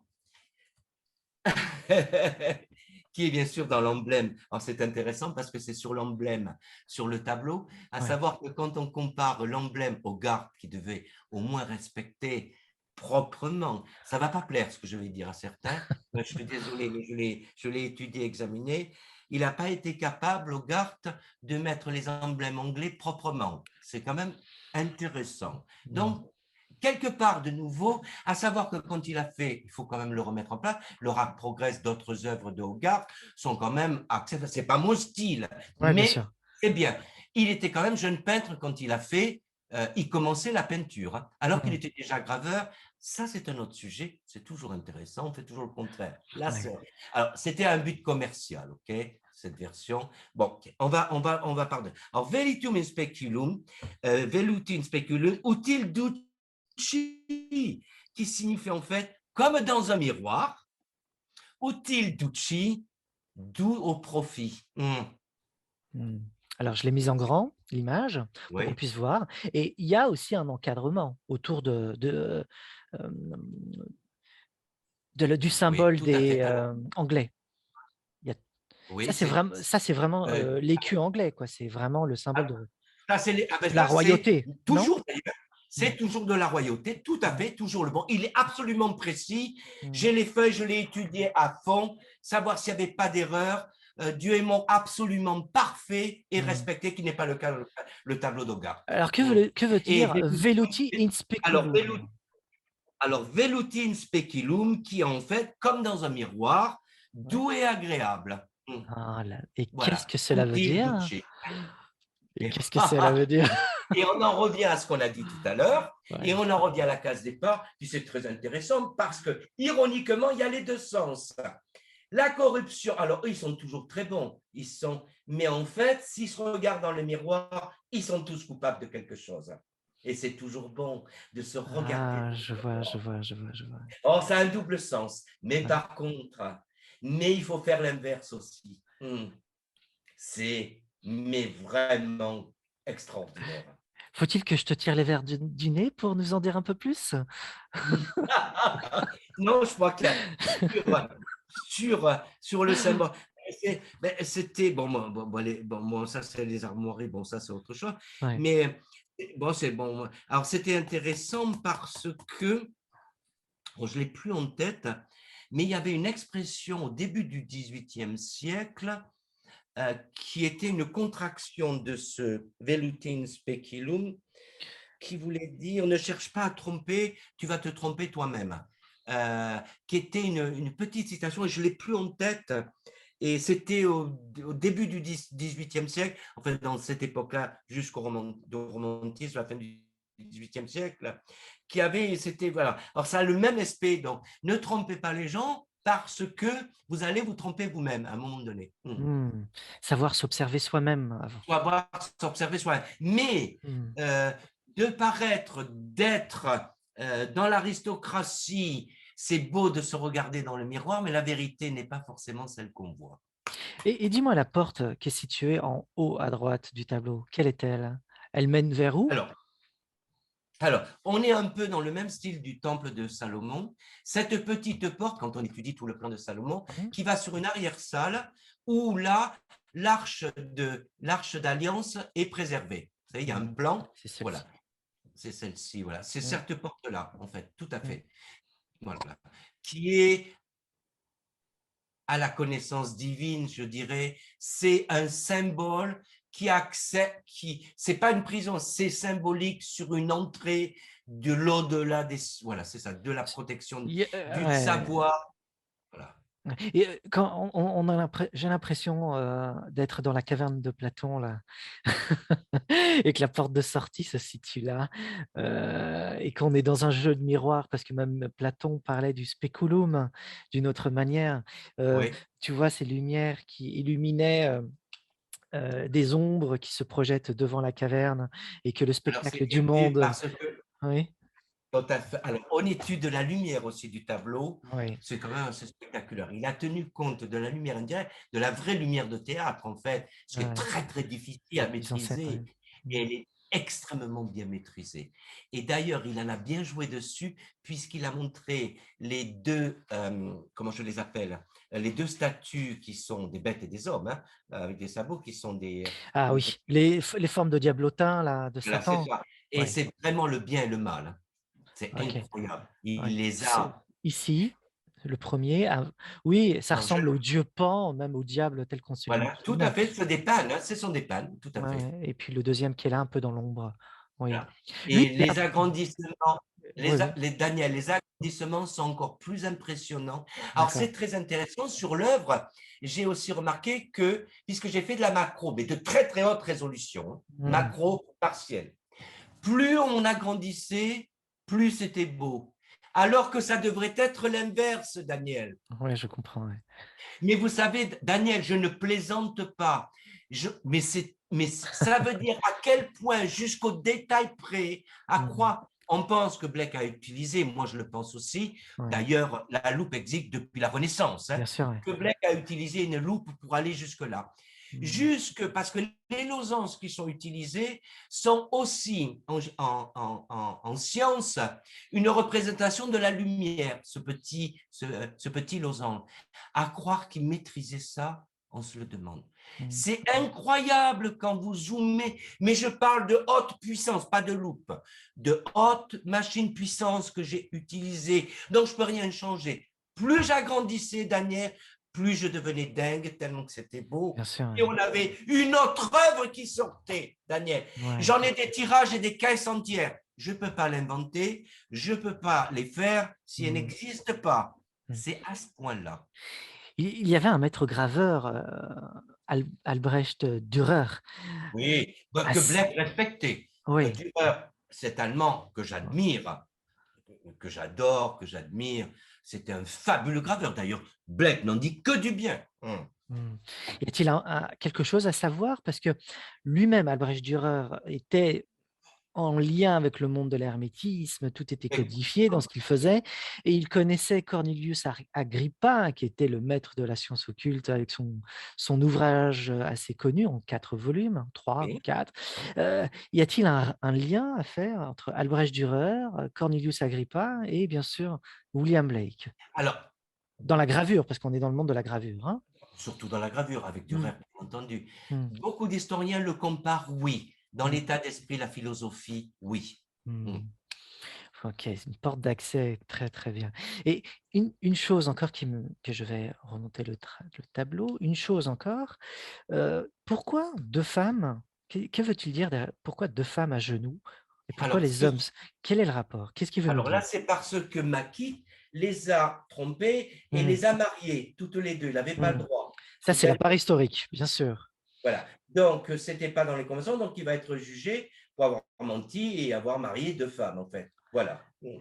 Alors, y a-t-il une chose à comprendre avec cette Sophia Alors, gnostique et la Sophia qui a chuté, la Sophia rédemptrice et la Sophia qui a chuté? alors, oui, c'est marrant parce que c'est l'innocence aussi, parce que dans Poli, qui est tout en blanc, un artiste que aussi Blake aimait beaucoup, c'était Raphaël. Et si vous voyez la femme à genoux, euh, on, pense, on pourrait croire, même au détail, il faudrait l'agrandissement, Hmm. ça ressemble à la Madone de Raphaël. Ah oui. Innocence totale, Hmm. totale. Hmm. Et c'est jusqu'aux broderies, au détail près, et la position. Alors, ces 2 femmes, alors c'est intéressant parce que euh, Blake, vous savez que Blake, au XVIIIe siècle, lui, était pour avoir une relation avec une autre femme ou à 3. OK? Il était très avant-gardiste. Donc, il avait demandé à son épouse s'il était d'accord qu'on pourrait avoir une relation avec une autre femme. OK? Hmm. Bien sûr, ça ne s'est pas fait, ceci, cela. Oh, mais c'est intéressant de retrouver ça, parce que ça, c'est Ouais, documenté. bien Donc, il sûr. était très avant-gardiste et il pensait que il fallait expérimenter dans la vie. Ça ne voulait pas dire prendre, se remarier ou prendre une autre femme, mais d'avoir des expériences, c'était quand même intéressant et que ça ne pouvait qu'apporter du positif. L'expérience. Hmm. Un petit mot aussi, alors je vais remettre ce petit parchemin secret. Que pourrais-tu nous dire sur la disposition de la scène? Il y en a, Alors, pourquoi alors, 4? Vas-y. Mhm. alors là, disposition du manuscrit. Alors, on voit déjà un plan palladien. Paladin, André Palladio. Évidemment. Et intéressant aussi qu'au XVIIIe siècle, les belles villas, les belles demeures, les châteaux sont basés sur un plan palladien. Mais qu'est-ce qui est basé sur le plan palladien aussi? D'où vient le plan palladien d'origine? De l'Antiquité, les temples et les théâtres. Temples religieux, temples. Donc, là, nous avons purement un temple palladien au milieu en forme de croix aussi. Oui. Coupé en deux, il sépare les acteurs et l'audience. L'audience est coupée en deux. Tout est hiérarchiquement extrêmement bien placé. Comment a-t-il fait? Parce que tous les acteurs et les personnes sont répartis à droite et à gauche. D'une main de maître, je dirais, il a réussi à les placer hiérarchiquement dans l'ordre, à faire des catégories en limitant l'espace, c'est-à-dire une énorme information sur un manuscrit avec le moins d'écrit possible, tout en prose, tout calculé en métrage, en ligne. Ça paraît désordonné, mais ça respecte une mathématique la plus précise qu'on puisse avoir. Tu m'as envoyé une image qui La s'appelle la clé. clé. Veux-tu qu'on la mette? Oui, alors c'est cette petite clé qui est en bronze. Alors ça, c'est le plan palladien, le papier peint aussi. Bon, il y a plein d'histoires. Alors évidemment, l'écriture cursive et évidemment la clé que j'ai, là, je peux en parler, le Ducofli, la clé. Alors c'est une petite clé en bronze. Alors ça, les plans, on fait le plan qui est tout très minutieux. Alors c'est très, très dur. Cette clé a été, même le montage et la construction. Alors, probablement, évidemment, Blake a les matériaux, il ne faut pas oublier qu'il est graveur, qu'il a des outils et que d'ailleurs, il peut, pour en revenir, c'est juste une parenthèse, il est capable de faire un encadrement puisqu'il a des outils qui peuvent creuser du bois facilement, qui sont des burins et des ciseaux. Donc, pour en venir à la clé, c'est une clé en bronze qui est, alors je l'ai là et je vais la prendre parce que ça c'est intéressant, la petite clé, les ornements, on n'en parle pas aujourd'hui parce que c'est assez long. Alors, la clé. Il y a le lin aussi, parce qu'on a aussi du lin qui est très biblique, qui fait partie, la versification, on l'a passé. Et ma clé se trouve, le papier peint, le campanien, l'écriture cursive, l'écriture chronologique. Et ma clé, je vais le prendre ici, ça sera plus simple. Je mets là. Alors, la clé. Alors, elle se situe, bon, comme vous l'avez vu, en bas du tiroir. C'est un petit loquet, en fait, de bronze qui est minutieusement fabriqué à la main. L'anneau qui sert de clé est de forme néo-gothique. Là, celle que vous voyez au-dessus. Okay. Elle est bien dans le style de l'époque de l'Angleterre au moment du XVIIIe siècle. Il en reste, après analyse, il en reste quelques dorures. Ceci dit, elle est construite selon des règles mathématiques, je suis précis, Daniel. Oui. Grande étude, de nouveau, très précise, une géométrie, une architecturale extrêmement précise, voire immuable. Le tiroir insoupçonnable dans l'épaisseur de l'encadrement est comme une salle cachée derrière le décor. On ne voit pas la clé non plus. Comme dans un cosmos, il est indissociable de l'encadrement, donc la clé ne se sort pas. Et de la gravure et de toute l'œuvre. Mais une observation plus poussée, plus avant, révèle que le manuscrit, ok, ça je l'avais déjà dit. Attends, je suis sur la clé. Je me suis trompé de clé. Je me suis trompé de clé parce qu'il y a trop de clés. Je suis là. Je partais sur l'autre clé. C'est la clé de bronze. Alors, la petite clé de bronze est très intéressante parce que c'est la même chose. Elle est basée sur une précision et une difficulté énorme parce qu'elle est vraiment très, très petite. Alors, l'observation, je vais vous lire un petit peu, c'est très simple. La clé, qui est un verrou, en fait, qui est l'embase, c'est assez long. Le paneton, on va en discuter. Alors, le verrou, spécialiste, je vous garde, c'est peut-être le plus beau de cette découverte. C'est cette petite clé, une précision importante, le mot clé, bon, je vous l'ai déjà expliqué. Alors, tout d'abord, ce qui est important, c'est le vocabulaire d'un serrurier. Une clé est composée d'un anneau, d'une embase, d'une tige et de plusieurs panetons. Ça dépend le nombre. Sur le plan, les Je peux la numéros entre mettre. parenthèses seront repris sur le plan que vous avez. L'anneau, c'est la pièce qui sert à manœuvrer la clé au-dessus, dans le style néogothique, qui sert à manœuvrer au-dessous le paneton. Ensuite, c'est ces panetons, qui constituent le verrouillage du manuscrit, qui s'appelle une clé, dans l'encadrement, dans le bois caché derrière. Hmm. L'anneau, la première de sa particularité, c'est qu'ici, il est articulé de la façon des clés de remontage de certains cartels typiques du XVIIIe siècle. Il Hmm. fait penser autant par sa forme que par sa construction à un travail d'horloger, ce qu'est Blake d'une grande précision. Hmm. Il est réalisé en bronze fondu, certainement par la méthode, vous savez, qui est à la cire. Mhm. C'est qu'une clé unique. En l'observant, on voit très bien que c'est qu'une clé unique et qui est faite d'une grande précision et d'une installation extrêmement complexe. Alors, c'est une clé, puis elle est usinée. Bon, elle est usinée, je vais passer sur cela. Alors, on a trouvé des traces de dorure, a du sens, parce que l'Égypte et à cette époque de l'Antiquité, la Ah oui. clé était en or, la clé de la vie, la clé du savoir. Et les Égyptiens qui portaient leur clé, qui Hmm. était la clé de l'au-delà, qui était une clé en or. Un codage encore, hein, avec la Ah, couleur. elle est toute codée, la clé est toute codée, Hmm. la forme aussi. Hmm. OK. Alors évidemment, à cette époque-là, c'était très toxique, mais vu la quantité, bon, Blake a dû le manager proprement parce que c'est à cause du mercure qui Tu, s'évaporait. Voilà. tu parles de l'Égypte. Mais on est dans la période justement de l'égyptomanie où Oui, il y a une ébullition de la passion de l'Égypte ancienne. bien sûr. Et Chez Blake aussi. Chez oui, Blake aussi. et donc on le voit à travers cette clé, comme Et tu le Blake soulignais. Hmm. a beaucoup utilisé de hiéroglyphes dans ses manuscrits et dans plein de choses. On les retrouve dans son petit livre, l'hébreu aussi, puisqu'il a étudié l'hébreu. Dans cette œuvre, on retrouve des symboles égyptiens et hébreux. Et D'accord. oui, mais c'est Hmm. rempli de secrets qu'on va continuer d'une façon ou d'une autre à utiliser, Hmm. comme la petite clé Hmm. d'or.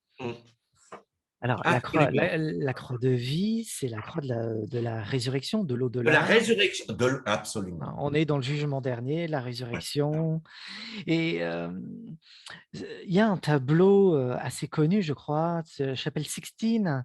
Il y a cette immense peinture au fond de la Chapelle Sixtine, qui Oui, est le jugement dernier, justement. tout à fait, tout Euh, à fait. y a-t-il un lien, un parallèle à faire entre cet art Oui, et puis ce que... moi je le pense fort, bien sûr que je le pense. Hmm, Bien sûr qu'un jour, parce que à un moment donné, il va falloir se mettre à l'évidence de la vérité, de ce qui est et n'est pas, et hmm, c'est vraiment le jugement dernier, tout à fait. le jugement dernier. Ouais.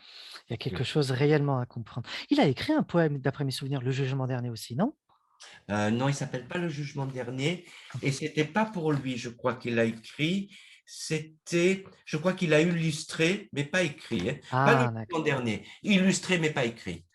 Par contre, il a illustré Dante, Mais absolument, absolument. Là, absolument. Là, la c'est divine fabuleux. comédie de La Dante, bien devine, sûr. ah bah là, c'est fabuleux. Oh, c'est Hmm, extraordinaire. Ces hmm, aquarelles sont une merveille. ouais, Toutes. ouais. Le côté hermétisme est hyper prononcé chez lui. Alors, tu parlais de géométrie, mais le mot n'a pas été prononcé.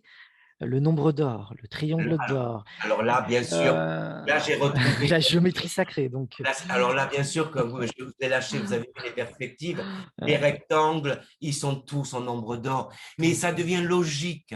Hmm. C'est même plus un intérêt, tellement qu'il n'y en a pas. Parce que je vais les retrouver partout, ils y sont partout, là. Il y en a partout, dans l'encadrement, dans le tableau, dans le manuscrit. C'est une logique tellement grande qu'en fait, ça devient plus important de savoir qu'il y est. Hmm. Parce que c'est tout le reste qui est important. Pourrais-tu, je dirais, peaufiner encore, ce regard que l'on doit avoir sur le tableau, quelque chose qui nous a encore échappé? Alors, bien sûr, on n'a pas parlé du personnage qu'on ne voit pas, on ne peut pas le voir sur ce tableau-là, Oui, bien sûr, oui. sur celui-ci. Qu'est-ce que ouh là, sur ce tableau, il y a beaucoup de choses qui sont quand même assez incroyables. Hem, bon, il y a toutes les étiquettes des codes sociaux, mais ça, c'est pas très important. Mais le papier peint aussi, puisqu'il y a toute une histoire, le plan paladien, Jean de Fourré, l'écriture cursive, évidemment. Il choisit une écriture cursive du manuscrit, c'est important, parce que déjà, elle donnait, c'est déjà l'histoire, vous savez, c'est l'écriture à l'anglaise, hein, qui est Oui. venue, l'écriture de l'école. Hein. En Mmh. fait, elle est anglaise, elle est du XVIIIe siècle, il est avant-garde. Et ça veut dire quoi, l'écriture cursive? La main libre de pouvoir tout faire. Mmh. Parce Extraordinaire. que, absolument, Mmh. quand on compare ce qui a été fait avec British Museum, je peux vous assurer, c'était trop intéressant. Mmh. L'étude des encres aussi, l'encre qui est utilisée, Mmh. Petite coupure. d'encre de droite et l'encre de gauche. Vous voyez Mmh. qu'on a été, je vais très loin sur ce tableau, mais l'écriture cursive, parce que dans ces autres manuscrits, poèmes et tout, elle est cursive, mais là, il l'utilise pour avoir les plus grandes possibilités que possible. J'entends bien. Mmh. Mais c'est, voilà. Et d'ailleurs, qui est influencé nos écoles, l'écriture à l'anglaise, qui est l'écriture qu'on a utilisée à l'école sur le reste de l'Europe après, l'écriture Qui anglaise. Mm. qui a découvert ce petit parchemin caché avec cette clé Eh comme bien, ça? c'est moi. Mm. Comment et de quelle manière? Alors ça a été assez incroyable parce que l'histoire est assez atypique, je dirais. Donc En c'est fait, ta main que l'on voit ou pas? non. Alors ça, la main qu'on voit, c'est la main du fils, ben, je ne le cache pas, du fils de Jacques Côté, le scientifique canadien. Parce qu'il D'accord. avait demandé d'utiliser une main, donc il a appelé son fils et dit, il nous faut une main, tu vas mettre ta main. Voilà. Alors, et n'oubliez pas que non plus, le petit secret, ah ben, j'en ai plein, mais c'est incroyable. Quand vous prenez la clé, Daniel, Elle était je- où déjà cette clé? Où était-elle? elle est fixe, elle est, en fait, on la voit ici. Alors là, j'ai été les chercher dans les coffres hein, pour vous. Vous voyez, D'accord. là, c'est le. Alors, il est dans une boîte pour le protéger, là. OK, C'est ouais. une boîte de protection, mais on l'a faite en or, respecté, tapissé, c'est étanchéisé. Vous voyez cette petite clé qui est là, elle est Ouais. là, on la voit. Alors, Je vais essayer de mettre un peu plus de lumière. Vous la voyez on la voit, peut-être. on la voit. Oui, oui, on Elle la est là, voit. elle est fixe. Mmh. Elle se rabat donc derrière le tableau, bien évidemment, parce que le trou de la serrure, le petit loquet est derrière le tableau. Cette clé, quand vous la touchez, alors là, vous allez, mais vraiment, j'ai fait tout. J'avais fait faire par une artiste pour une exposition une main. Donc, elle avait fait ma main, qui est en plate, c'est une grande artiste qui l'a signée, parce qu'il fallait présenter ce tableau ouvert. Mmh. Quand vous prenez la clé, je n'en parle, ça fait ça, le doigt de Da Vinci, le doigt de Dieu. Systématiquement, votre main Montre montre le doigt en l'air, mais qui est dans une certaine position et qui pointe quelque chose de précis dans le tableau. Et n'oubliez jamais, Daniel, que la clé n'est pas au centre. Hein. pour quelle Jamais. raison? Pour quelle raison? Oh. On doit y réfléchir nous-mêmes, hein. Oui. Tu nous Non, invites à y c'est réfléchir. incroyable Ouais, que la main, ouais, Da Vinci, le doigt, bien la sûr. main de Dieu, le Mmh. doigt de Dieu. Mmh. Et systématiquement, vous n'avez pas le choix. Quand, si par exemple, le propriétaire de ce tableau au XVIIIe siècle, ça sera une longue histoire à discuter aussi, Mmh. parce que ce serait intéressant de savoir à qui était destiné ce tableau. Mais bien sûr. Et ça ferait de grosses révélations. Dis-moi, Eh, tu n'as pas encore dit qui non, détenait la clé? Où était-elle? alors, cette clé, Ah, ce tableau, j'étudiais William Blake, était accroché devant mon bureau. Pendant des années, je disais à mon collègue, ce tableau me parle, je n'arrête pas de le voir bouger, je ne perds pas la tête. Je l'ai vu de mes propres yeux en 3 dimensions, que j'ai expliqué à des chercheurs. ouais, bien sûr. Et il s'est révélé que, effectivement, sans utiliser les machineries, nous pouvons voir la 3 dimensions. Il faut en connaître où poser vos yeux à quelle hauteur du tableau, de quel angle et sur quelle lumière. Je C'est l'ai des vu, alignements géométriques, des positions du Daniel, corps et du regard pour permettre parce le qu'ils jaillissement de ont la dit: 3D, «C'est bien pas sûr. possible». Donc Ouais. et un jour, je décide de décrocher ce tableau du mur. Oui. Intuition, inspiration. J'ai dit: «C'est plus possible, il faut que je le décroche».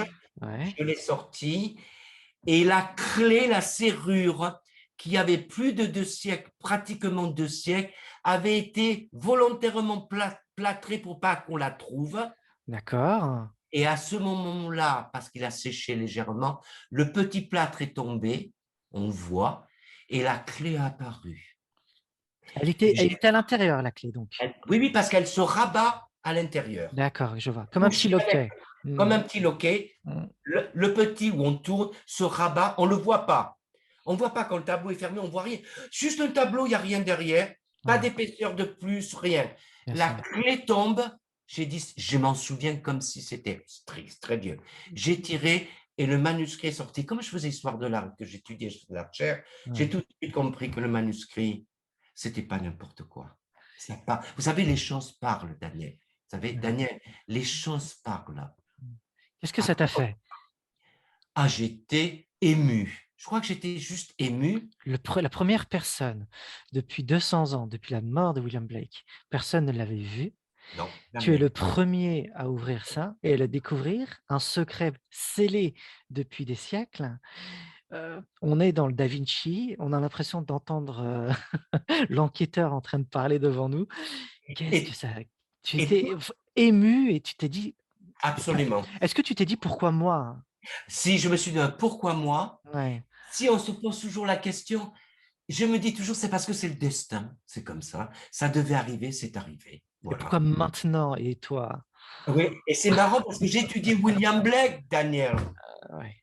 Ça, c'était, mais tous, quand j'ai appelé le British Museum, j'ai eu Mrs. Stinston, j'ai eu Mrs. Miller, j'ai eu Patrick Noon, j'ai eu tout appris des proportions et on m'a laissé complètement, j'étais plongé dans les recherches. Et Ouais, là, tout a commencé, ouais. une nouvelle aventure a commencé. J'avais déjà vu les perspectives, persuadé. J'ai même, mais j'ai vraiment travaillé. C'était ultra complexe en plus, parce que Mmh. la mathématique, la géométrie, la physique, la gravure, c'était un monde totalement large.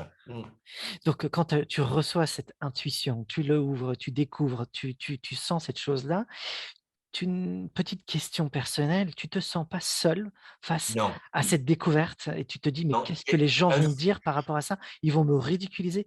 D'autant plus que tu parles de 3D dans un tableau qui est en 2D, oui, et que tu te dis que le tableau bouge, il me parle, donc tu n'as pas peur d'être traité de fou j'ai et que été les traité. historiens oui, oui, je te laisserai Au la parole début, et que les au historiens début, de William j'ai Blake, été traité. oui, vas-y. Sauf, mais alors les grands des grands, Daniel, Oui. non. Ah, Quand ils ont vu, j'ai montré la photo, parce que des fois c'était aux quatre coins du monde. Mais ouais, attention, vous avez vu, haute résolution, spécialiste, matériel spécifique, on voit clair, là on a de la matière pour juger ou apprécier. OK? ouais, bien sûr. Aucune hésitation, Mmh. même très grande prudence. Ici, c'est des découvertes mondiales. Soyez très prudent au plus haut niveau des quatre coins du monde. Très prudent, ici sensible, parce que ça va montrer des choses qu'on ne connaissait pas. Ça va démontrer des choses où on a eu tort. Ça va faire mal. Et il y avait tout ça à faire attention. À ton avis, petite idée qui me vient en tête là tout de suite, si tu l'as découverte maintenant, et que je suis en train de parler avec toi justement de cette découverte, ne penses-tu pas que le tableau qui parle du jugement dernier comme celle de Michel-Ange Oui, à la chapelle Sixtine et bien oui. sûr ce temps de la révélation, des occultations même, n'est-il pas l'heure de cette désoccultation et justement de transmettre? Et c'est exactement ce que je pense. Et je n'arrête pas de le dire. Là, bon, c'est ce que je pense, Daniel. Mmh. D'autant plus que William Blake, Je le s'il est pense, Daniel. prophète, Ouais. visionnaire, Bon, mais il Daniel, avait cette intuition qu'il a engrammée dans son complètement, esprit et complètement, qu'il a complètement. dédiée à une personne qui pourrait la découvrir dans le futur. William Blake te parle à travers le temps. Alors, je me souviens, je vais dire, je me souviens, il était 2 heures du matin. Ouais. je travaillais, bon, c'était en Californie, après je voyageais. J'ai appelé monsieur William Lomus, comme un grand personnage, hein, en cherchant, mais ça c'est les grosses sphères. Vous voyez, je vous dis le nom. Et je lui ai dit, j'ai l'impression que Blake me parle. Et ne me traitez pas de fou, professeur, monsieur Lomus, parce que sincèrement, je n'ai ni bu, ni je prends de drogue, Mmh. rien. J'ai vraiment l'impression que Blake me parle et que me dit maintenant que tu as la direction, voilà, tu vas tout trouver. Un Là, cheminement. Mmh. c'était un cheminement, mais je l'ai dit, je m'en cache pas, non, j'ai pas perdu la tête. Mmh. La sagesse, de Dieu est traitée de folie chez les Ouais, hommes, ouais, c'est assez voilà. connu ça, hein, et donc que penses-tu toi de la compréhension qu'ont les artistes et bien sûr des historiens de William Blake? Penses-tu Alors, qu'elle est erronée ou non, non, mal non, observée? Comme non, elle est de mieux en mieux observée, elle mmh. est dans une progression faramineuse. On découvre plus maintenant, mais dans tous les pays, hein. Mmh. La Russie est très sensible, le Vatican aussi. euh, euh, euh, Il y a un petit rire quand tu parles du Vatican. non, parce qu'au début, ils étaient très critiques, ils en avaient très peur, et ça a Ah, complètement changé. d'accord. Même au Vatican, ça a complètement, parce qu'ils sont des sacrés historiens, hein, des Mmh. chercheurs, Mmh. ça a complètement changé. Il n'est Mmh. pas antichrist. Quelque chose, Ouais. Donc, à comprendre. et même les Américains, parce qu'il y a beaucoup de grands professeurs américains, anglais bien sûr, mais Mmh. américains, il y a des grands scholars, enfin des grands professeurs et chercheurs Mmh. américains que je pourrais noter, ils sont très très connus dans le monde, hein. Non, non, même au Japon, en Chine, l'Afrique du Sud, il y a un gros département aussi, Israël aussi. Ça va loin, hein. Black, ça va loin, hein. Ça va loin. Que désires-tu que nous, qui t'écoutons, que désires-tu que Oh, puisse comprendre de ça? j'ai plein, mais c'est à chaque fois que je dis, ah, vous connaissez pas Black, allez-y, ils reviennent tous vers moi, tous. C'est pas possible. Mais en plus, on l'a croisé. Il Mmh. était dans ce film, il était dans ce livre, c'est lui. Oh, c'est pas vrai. Mais tous, mais comment on n'a pas pu? Tout ce qui passe à côté reviennent. Tu veux dire que William Blake, a Yves. une il le mot me sort de la bouche, parce que je sais pas, un corps de gloire, version chrétienne. Tu sais, cette espèce d'homme complètement illuminé, mais qui est translucide à la lumière divine et que Exactement. cette translucidité, il essaye de la transmettre et toi tu la perçois, tu la vois et tu dis: «Écoutez, entendez, voyez, déployez vos âmes, déployez vos ailes, Tout libérez-vous». Est-ce que c'est simplement. ouais. Tout simplement. Mmh. Et ça marche, Daniel. Ça marche. Ça, et c'est sincère, ça marche. Est-ce que tu crois à la réincarnation? Absolument. Est-ce que tu penses avoir une connexion avec William Blake? Oui. Quelle C'est, est-elle? Est-ce qu'elle est trop personnelle? Tu es pas obligé d'y répondre. Est-ce que elle est familiale, proche, une lumière provenant de lui? lumière. Peut-être lui-même en ds Lui-même, la personne, oui, j'aime la personne. tu aimes la Beaucoup personne. ouais, j'aime la douceur de l'homme, hein. J'aime beaucoup sa douceur. Euh, Dolce, hein, dans le tableau. ouais, ouais. Mmh, J'aime beaucoup dolce. sa douceur. Euh, il écoute. Moi, je l'ai, au travers de toutes les études, c'est quelqu'un qui écoutait pas. Il écoutait certainement plus qu'il parlait, mais il agissait beaucoup. Mmh. Mais le peu qu'il dit, c'est d'une puissance, d'un, ça illumine, quoi, ça. Mmh. Et ça, en même temps, pour moi, souvent, ça m'enlève tout le négatif que je peux construire autour de moi. J'en construis et systématiquement, c'est un gros nettoyage à chaque fois.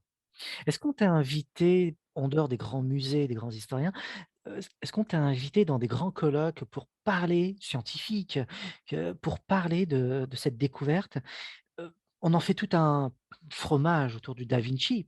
Tu sais, Oui, pourtant c'est romancé, oui. d'accord? Et il y a une teinte de vérité d'après ce que tu nous dis derrière cette romance. Alors, oui, Pourquoi toi, on ne t'entend pas, on ne te connaît pas et on connaît Da Vinci? alors, Le Dan Brown, hein, l'écrivain et tout le Oui, reste, hein. oui, oui, bien sûr que son dernier livre le mentionnait. D'ailleurs, Oui. le dernier, il est mentionné, Alors absolument. pourquoi toi, tu ne fais pas partie des gens qu'on Alors, entend je et sais qui pas, invités partout? alors, Ah, alors, j'ai été énormément sollicité par des producteurs, ceci, cela, pour en faire bien sûr des médias, parce que c'est sur une histoire vraie. ouais. Donc, j'ai décidé peut-être de me lancer prochainement. On va voir ce que ça donne. Mais je suis tout le temps en train de... Alors, j'ai déjà tiqué, ah, il faut que je quitte le bureau. Oh, je travaillais sur un projet de recherche. Oh, ça va me faire perdre du temps. Est-ce que Mm, ça- Mais non, mais non. Alors, mais c'est ma personnalité. Je cherche bien sûr que je veux partager ce que je fais, donc je suis obligé de me mettre à l'avant. Mais j'aime pas tellement. Mes collègues le voient. Oh, les journalistes arrivent. Oh là là, non, tu prends ma place. Non, c'est toi qui viennent voir. Mais je suis comme ça, Daniel. ouais. Donc, j'ai l'impression. Non, mais je dis, OK, je vais préparer un truc, tu leur donneras, c'est bon. Comme ça, je peux voir terminer notre travail. Je suis en train de faire de Mm, la recherche. Mais c'est vraiment ça. je C'est tout comprends. Ouais. simplement ça. Et Mm, en fait, bon, maintenant, je me suis jeté à l'eau parce qu'on m'a tellement briefé. Mais non, tu verras, ça va bien se passer. Que mm. bon, on va voir ce que ça donne. Les rendez-vous sont pris. C'est très nouveau, ça. C'est très nouveau. C'est une Je le bonne dis à- nouvelle, hein. mais c'est gros en plus. Et Ouais. en plus, on m'accompagne pour être sûr. Et en plus, j'ai pas pris mes billets de train. Ils me l'ont rappelé. On a vu que tu n'as pas pris tes billets de train. Je dis, on a encore le train. Non, non, non, non, non. Il faut les prendre maintenant. Tout est bloqué. Voilà. Crois-tu à une collégiale spirituelle? C'est une collégiale qui préserve un secret et Oui, qui oui, proviennent des oui, 4 coins de la terre et que oui. Je le sais. les occidentaux appellent dans l'ésotérisme la fraternité blanche, la Oui, fraternité, pas de couleur blanche, bien sûr, on parle oui, de la j'ai compris. pureté, hein. Bien sûr, bien sûr, bien sûr, bien Tu sûr. crois en Bien sûr. ça, hein? Oui, j'y crois. Absolument. Tu crois parce que c'est une conviction ou tu en as rencontré ou tu les as vus d'une manière Non, c'est parce dans que un rêve? non, c'est des expériences. C'est tout C'est des simplement des expériences. des expériences, ouais. Tu sais que ça existe et que Ouais. c'est pas un roman. Non, c'est pas un roman. Mmh. Que que dis-tu face à des gens qui te disent: «C'est un roman tout ça»? C'est triste. Enfin, moi, je dis rien parce que c'est tellement triste. Bon, je vais alors, c'est pour ça que c'est important les démonstrations aussi, des choses. Hem, c'est triste, bah, c'est toujours triste, hein, parce que c'est un déni quand on commence à romantiser quelque chose de réel, c'est triste parce que c'est un refus de vérité et c'est triste, c'est qu'il y a beaucoup de travail à faire, hein. On n'a jamais rien à prouver dans la vie, hein, mais il faut faire des démonstrations, il faut montrer un peu ce qu'on est capable de faire et les échanges, les interactions qu'on peut créer. Mais si on commence à être dans le déni de ça, d'une façon ou d'une autre, c'est très triste, c'est très Mmh. triste. Ouais. Quel est le message que tu voudrais donner aux Ben, hommes d'aujourd'hui? il faut s'ouvrir, il faut aller de l'avant. Il faut écouter celui qui parle. Mmh. Heu il faut regarder, celui qui nous L'émerveillement, c'est ça? ouais, Ouais. complètement. C'est Mmh. la porte ouverte à tellement de choses. Mmh. L'émerveillement, Daniel, c'est un très beau mot. C'est une clé parmi les autres clés. Et les sociétés secrètes sont-elles rentrées en contact avec toi pour parler de tout ça? Oui, Mmh. mais par contre, le problème que j'ai eu avec et ça me gêne beaucoup ce sujet, c'est parce qu'il faut que ça reste fermé dans et ça me dérange. Mmh. Voilà. D'être déployé pour tout le monde. Voilà, c'est voilà et c'est et on commence à vous catégoriser d'une certaine façon. Je veux pas rentrer dans un moule comme ça. Je peux pas. Je peux pas. C'est comme si j'avais plus de même, plus rien, voilà. Je peux pas. Daniel, c'est sincère, je ne peux pas. Alors ça a mis des frictions, mais c'est pas grave, je peux pas. Voilà. Et le Vatican, tu parlais du Vatican. Le Vatican a une immense bibliothèque, Oh, dont c'est une magnifique. bibliothèque secrète, Oui. réservée. Sont-ils rentrés en contact avec toi pour Non, vraiment non, parler de ça? non, je suis rentré quand même avec, des religieux, bien entendu, parce que Mmh, j'avais grosse connaissance en moi, je ne souhaiterais pas en parler. mmh, Donc très ouvert, hein, que d'ailleurs, grosse connaissance religieuse, mais pas du Vatican, mais enfin, qui est constamment au Vatican. Mmh. mmh. Bon, le Vatican me fait confiance parce qu'il m'avait laissé pour une exposition à San Francisco. Les trésors du Vatican, c'est moi qui les avais gérés, tous les bijoux, ceci, cela. Donc j'ai Ouais. une certaine confiance quand même, Bien Daniel. sûr, il y a une C'est confiance, bien sûr. documenté, hein, c'est Ouais. documenté tout ce que je vous dis, puisque c'est vraiment très documenté, Mmh. ceci. Donc, je pense qu'ils me font totalement confiance. Voilà.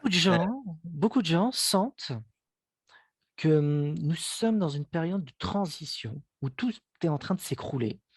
Et Oui, on essaye de mettre des pansements, on le voit très bien, politiques, des pansements, religieux, des pansements, spirituels, des pansements, économiques, des pansements. La société s'effondre et oui, on sent que quelque chose de nouveau commence à venir et il y a cette bataille entre l'ancien et le nouveau qu'on oui, peut appeler le nouveau paradigme et même dans la pensée, il faut penser autrement, revoir notre façon de concevoir l'humanité, complètement, la nature de complètement, l'homme, complètement, tu es complètement. d'accord avec ça? Et y Absolument. a-t-il un lien dans ta tête entre ce nouveau paradigme qui se met en place et ta découverte? Ah, absolument, je l'ai toujours pensé. Je crois que ça a commencé même gosse avant de découvrir ça. Je crois que j'avais ces idées-là. Il y a quelques absolument. Mmh, Mais avec Blake et de rentrer dans Blake, alors là, j'en suis convaincu. mmh. Complètement, Daniel, complètement. Blake a un message pour l'humanité, pour le Pour nouveau l'humanité, monde. tout à fait, j'en suis convaincu. Beaucoup d'historiens le partagent chez Blake, c'est très partagé, hein, cette idée. Ah oui. Voudrais-tu ajouter quelque chose avant que l'on termine l'émission? Non, me vous remercier, te remercier, Daniel. Ah ben, Remercier l'audience en espérant qu'ils ont pu calquer, parce que des fois, je suis un peu trop passionné, je vais trop vite, mais qu'ils aient pu capter quelque chose, qu'ils aillent découvrir Blake, qu'ils aillent découvrir n'importe quoi, c'est très facile. Les moteurs de recherche, on en remplit, on ne peut pas trouver plus Blake que ça. Dans toutes les langues au monde, il existe dans toutes les... C'est comme la Bible, dans toutes les langues au monde. mmh. Mmh. Peux-tu nous rappeler, où peut-on te trouver? Le lien de l'association que je mettrai de toute manière sous la vidéo. Alors, c'est simple, williamblake.fr. williamblake.fr, On très est simple. partout. Le moteur de recherche, sur les moteurs de recherche, on est partout, ou en Mmh. photo, ou en presse, ou en nouvelles, en anglais, en russe, on est partout. williamblakeattaché.fr, tout simplement. Alors, tu nous as montré le tableau du parchemin qui est Oui, chez toi. Est-il oui. exposé pour le public? Non, et pour l'instant, il est sous haute protection. La gravure est-elle exposée pour le grand public? Non, non, non. Ah, Ça, c'est l'œuvre originale. On peut pas, l'œuvre originale reste ensemble. On ne peut d'accord, pas. Donc, tout est original là. C'est une d'accord. œuvre finale. Rien à voir. Tout est en bloc, en partie. C'est Mmh. l'œuvre originale. Non, elle est en haute sécurité. Elle a été partie exposée. On est en train de réfléchir justement où elle doit aller. Très bien. Très Je te remercie sincèrement, Avec André, grand plaisir, vraiment, vraiment. pour cette vidéo et je t'ai proposé bien sûr, en off, une autre, émission que l'on fera, cette fois-ci en podcast et je te dis au revoir, prends soin de toi, prends soin de l'humanité qui est entre tes mains. Merci. Allez, bonne soirée. Et c'était vraiment un plaisir de parler, partager avec toi, sincèrement. Ouais, Bah, voilà. c'est de Un même grand pour moi, de même. Au revoir à tout le monde et à la prochaine, hein. Bonne soirée à tous. Bye. Bye Bye. Daniel.